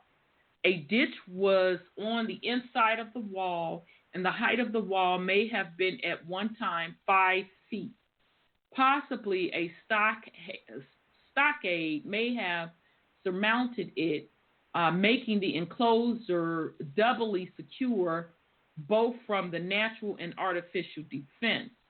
The work has been described by those who visit it at an early date. The land thus enclosed was perfectly level and embraced an area of about 2 acres triangle in shape. A singular opening to the enclosure existed, and this was approached only from the level of the stream below the narrowing pathway. The work might have served for a defense to the various tribes of Indians which inhabited the region, or it may have been the residence of the ancient people called the mound builders. There is on the bank opposite this work, but further down the stream, a large burial mound, which might indicate that the occupants of this spot were of more ancient race of the original mound builders. This mound is beautifully situated on the very summit of the point of land where the river to the northward. The location of this mound was favorable as a lookout and connected with the defense. The defense itself might have served as a signal station to warn against the approach of an enemy from the lake below. There are also other mounds in the neighborhood, though they are comparatively small size. They were situated in the eastern part of the village. It is not improbable that the Book of Mormon has some connection with these mounds and possibly may have been suggested by them. Now, wait a minute, Brother Sean, who you say is in Conneaut today? Run that past the sister again. You got the Amish, the Quakers, and the Mormons. Okay. I didn't want to put no words up in your mouth. That's what I thought you said. Isn't that something? I'm sorry, go ahead. Go ahead, sis. Something, because in 1380 something, I think it was, one of these countries that's our enemies told the story about the fact that this is 1380 something and not what they say is 2019. And I looked up that year, and I can't remember, was it 1387 or something like that? And that's when they went all over the world collecting everybody's history to rewrite it. Wow. What year was that again, sis? It was 1380 something, 87 or something like that. And the one they about stealing the cargo ships and all that kind of stuff. That's the one who told them what the real year is. And see, the problem is they don't want stories out there, and that's why they're trying to keep all these, this collusion, all this kind of stuff. Right. Because they're starting to sing like a mockingbird, and they don't want it out there. So I think it was the Ayatollah who said it, that this is the year 1387 or something 1380, I think it was. But it's the 1300. Mm-hmm. Wow. So when did the Ayatollah say that it was the 1300s? This month or last month? Oh, okay, so shit, that was recently. I thought that was like up in the 70s. Well, damn. No. Yeah, and you know, it's interesting because the mud flood community says the same thing, that, well, we already know that the calendar that they put out is some bullshit. Hijack. Yeah, we already know. So, but yeah, that's what the mud flood community also says, that they didn't give a specific year, but they thought that it definitely wasn't in the 2000s. But just very interesting nonetheless. I can look at Wikipedia and see if I can find it again. You know, sometimes they keep your history. Yeah. Okay. All right. Well, let me know if you do find it while we're going through this. Okay. It says its author, Reverend Mr. Spalding, lived in Cognac, and the story is based on the common sentiment that the descendants of the lost tribes bury their dead in large heaps, which cause sounds so common in this country. Their arts and sciences and civilization accounts for all the curious antiques or iniquities found in North and South America. This theory of the lost tribes has long since been exploded. Dr. Pete goes on to say a little about the ancient burial ground, which was situated a little west of the village, and repeats the story that it was examined as early as 1800 by colonizers like Aaron Wright. Pete only mentions in passing that these earthworks and burial grounds were found to contain human bones, which were of large size. He provides no possible explanation for this necrological oddity, nor have the scientists of later years who have described these ancient people and their Witlesi culture in some detail provided the necessary explanation. It is obvious that the giantism evidence in the Witlesi culture, human remains, was not an isolated phenomenon occurring in a few scattered individuals and then disappearing. This was an aspect of physical anthropology that appeared among several different late pre-Columbian mound builders, populations inhabiting the southern shores of Lake Erie. The large bone trait combined through many generations, probably for several hundred years, among certain segments of those populations at a rate seemingly far higher than what might be expected through natural random processes. So I'm finna stop. Who from the NBA is from Cleveland, Ohio? Well, actually, is he from Cleveland, Brother Sean, or not Mansfield, or right outside of Cleveland? Akron. Yep, my bad, Akron. Isn't LeBron James indigenous to Akron, which is right outside of Cleveland? Yeah. So, he's 6'8". Oh, okay then. Charles Oakley, he's from Cleveland, and he's 6'9". Oh, okay then. So now, who was indigenous to the land? Oh, okay then. All right. Okay. Moving along. All right. So the large bone trait continued through many generations. No shit. probably for several hundred years among certain segments of those populations at a rate seemingly far higher than what might be expected through natural random processes.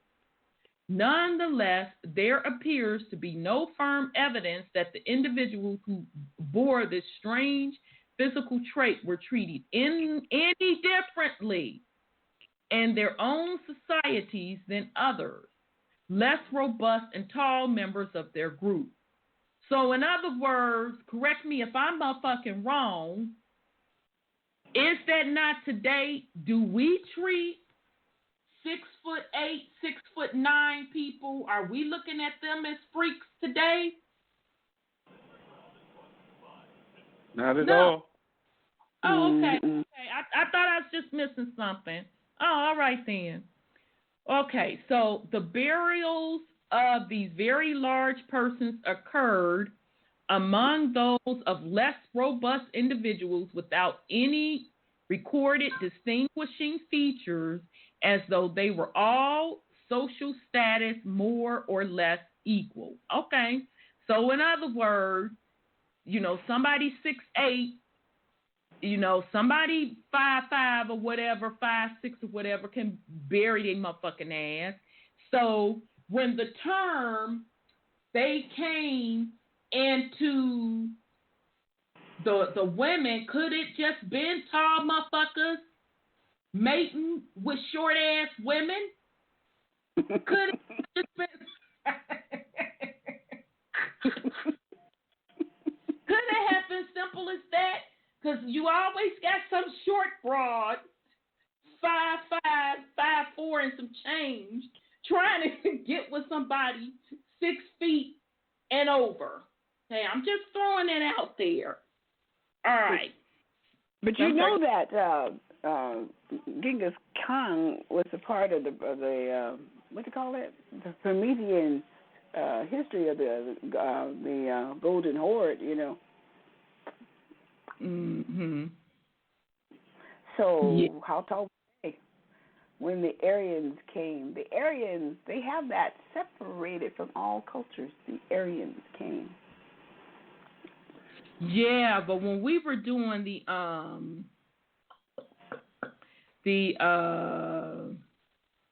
black nobility, we ran across the information that the Aryans were also melanated,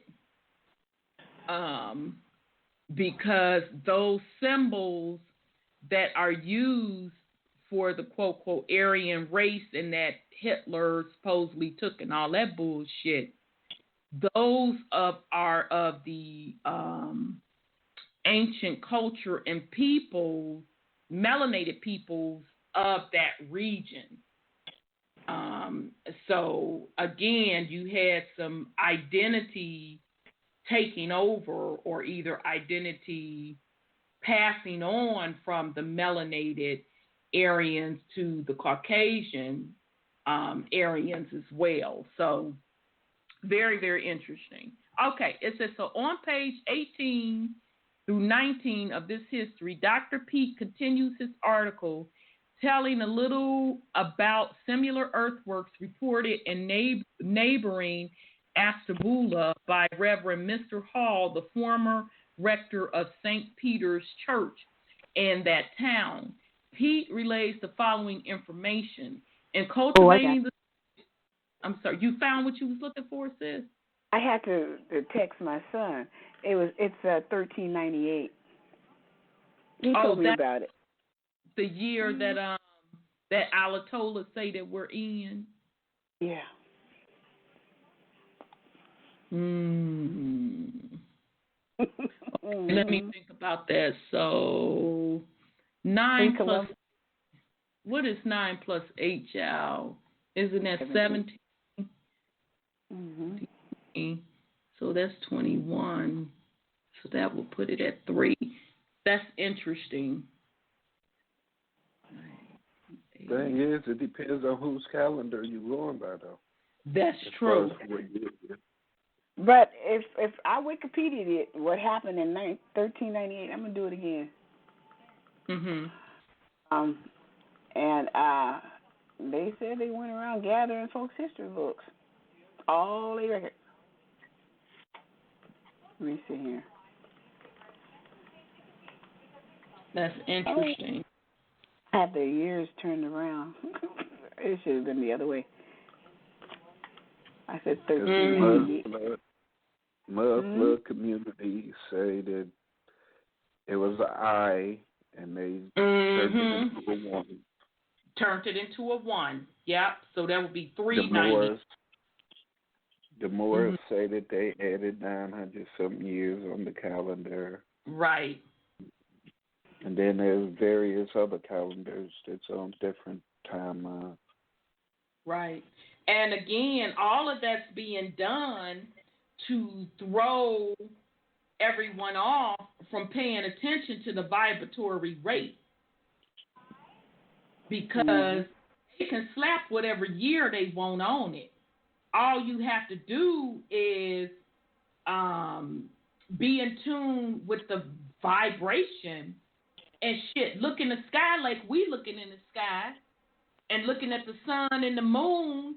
So we already know. We know what age it is. Not what time it is. What age it is.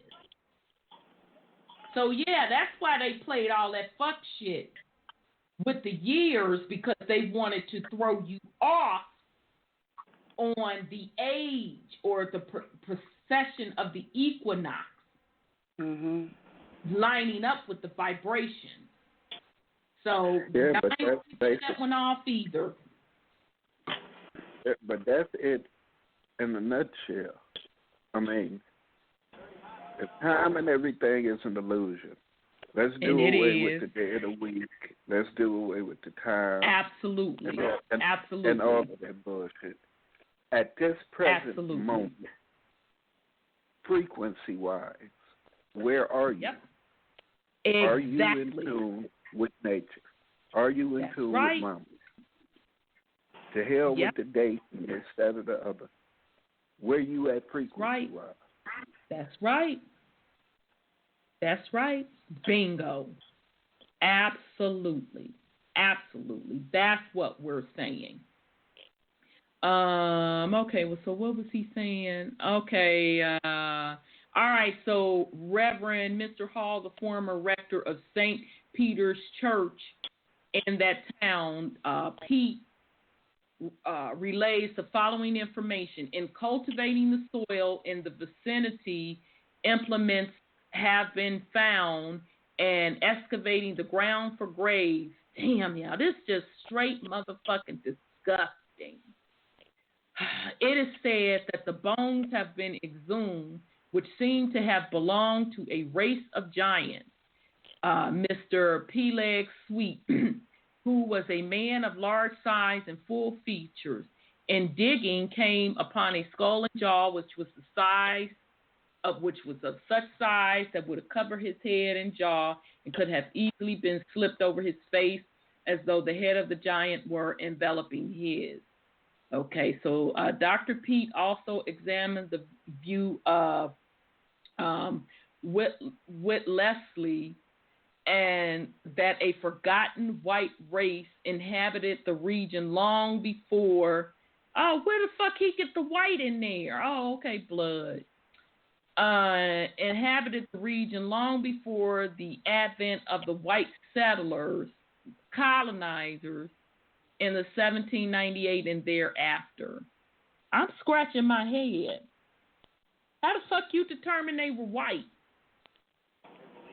Because they had the red hair, the red-haired giants. Oh, okay. Okay, so that's what those are the ones he's referring to as white. Oh, okay then. All right, I guess. All right, as an evidence for this theory, he tells of the discovery of an inscribed stone near the burying place upon the east side of the Astabula Creek, found by the son of Peleg Sweet in 1808, or perhaps shortly thereafter. On turning it over, it was discovered that its surface was covered with marks of inscribed letters, Roman capital letters. Okay, so remember where they at, child. Where are they at? They're in Ashtabula, Ohio. Mm. What the fuck is Roman capital letters being found?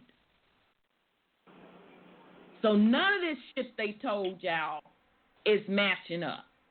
So here it goes. It was too deeply planted in the ground to have belonged to any of the white colonizers, as the discovery was within 4 or 5 years of the occupation of Ashtabula by the pioneers. See, they tell on themselves. They said settlers, but then turned around and said occupation. That's why I keep saying colonizers, goddammit. So anyway, in the 1878 history, Dr. Pete also provides a lengthy and detailed account of the destruction of the Eries, the ancient foes. Oh, here we go, y'all. Suck it now. The ancient foes of the Iroquois, who inhabited the southern shores of Lake Erie prior to the first settlement there by the Europeans. Although the writer does not specifically link the extinct Eries to their Whittlesley culture predecessor, he tells of the later Indians' extermination in a romantic narrative reminiscent of some published conjecture regarding the fate of the mound builders. A great battle was fought in which the Eries were again defeated and slain to a man. Their bones lie bleaching in the sun to the present day. Well, damn, y'all, they threw a lot in this motherfucking paragraph. So, the Erie, so Lake Erie and all of that, so the Eries was their own little tribe, right? Yeah. An ancient tribe, right? Yeah, all part of Ohio country, not just Ohio as a state. Ohio was a country that enveloped at least 5, 6 of these states. So this lines up with, since you had just said it and we read it a couple of weeks ago, how the Iroquois had went north. Right. So the Iroquois and the Eries, the destruction of the Eries, they was battling, which makes sense, because if the Iroquois were south and start moving north, then they was coming upon somebody else's shit. Damn, y'all. Erie, Shawnee, there's a few more tribes from up in this area too. I just can't remember right now. Damn. So the Eries were literally a tribe, which makes sense because when I was doing my research on my folks in the Carolinas, Alabama, they were the Alabamians or the Alabamians, something like that. But all in the Carolinas, all of those little counties and cities, those were tribal names.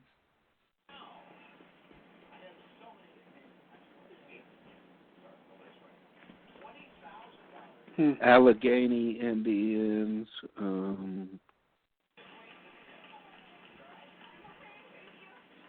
because a lot of the rivers, there was tribes named by having the same name as the rivers that they were by also.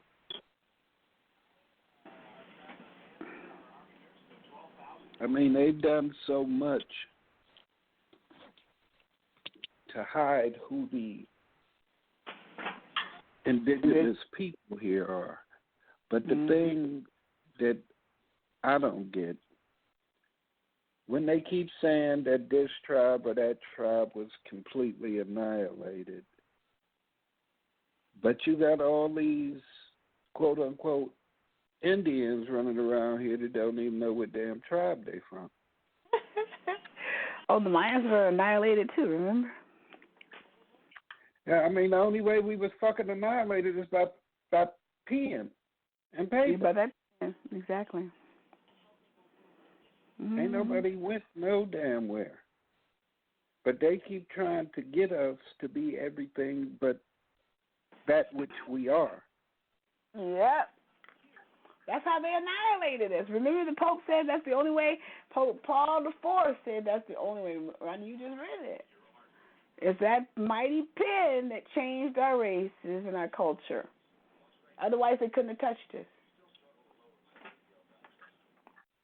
Yeah, but yeah, that is true. But the thing is, they keep making us choose things. Like we have to choose. We don't have to choose anything. All we have to do is be who we are. Period. Because, I mean, as I've said before, whether you're talking about taking the blue pill or the red pill, they both take you from your present state of being. Right. The blue pill allegedly takes you back into the matrix. The red pill just takes you to another part of the matrix. So obviously you're out of the matrix until you take one of those pills. That means choosing any of their sides, because this is a world of duality. So it has to be a for and against, a quote-unquote good and the evil. We're not supposed to be playing that game. Period. We're not supposed to be choosing anything that's theirs. Oh, wow, they kicked sis off.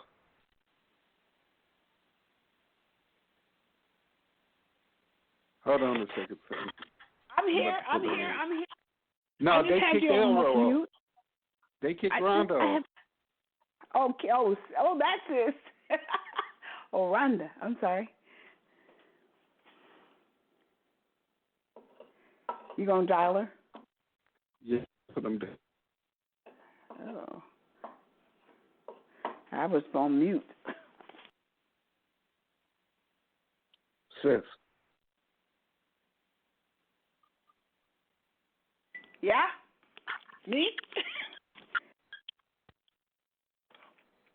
I'm still here. I could say something instead of having a blank. I didn't find the information except for I found that in the 1300s to the 1300 to 1390 something, the Mongols were conquering. That's the only thing I found. I didn't find what I found before. They must have took it off. But, because they changed Wikipedia when they want to. But the Mongols were conquering. Wow. So we know when they wrote. Can you all hear me? Yep. Brother Sean, you there? Yeah, I'm here, sis. Oh, okay.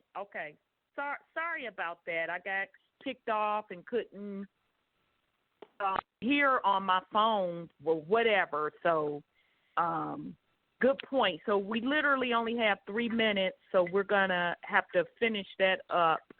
The Cognac Giants, we'll finish that up next week. So, sis, you have any last words for the family?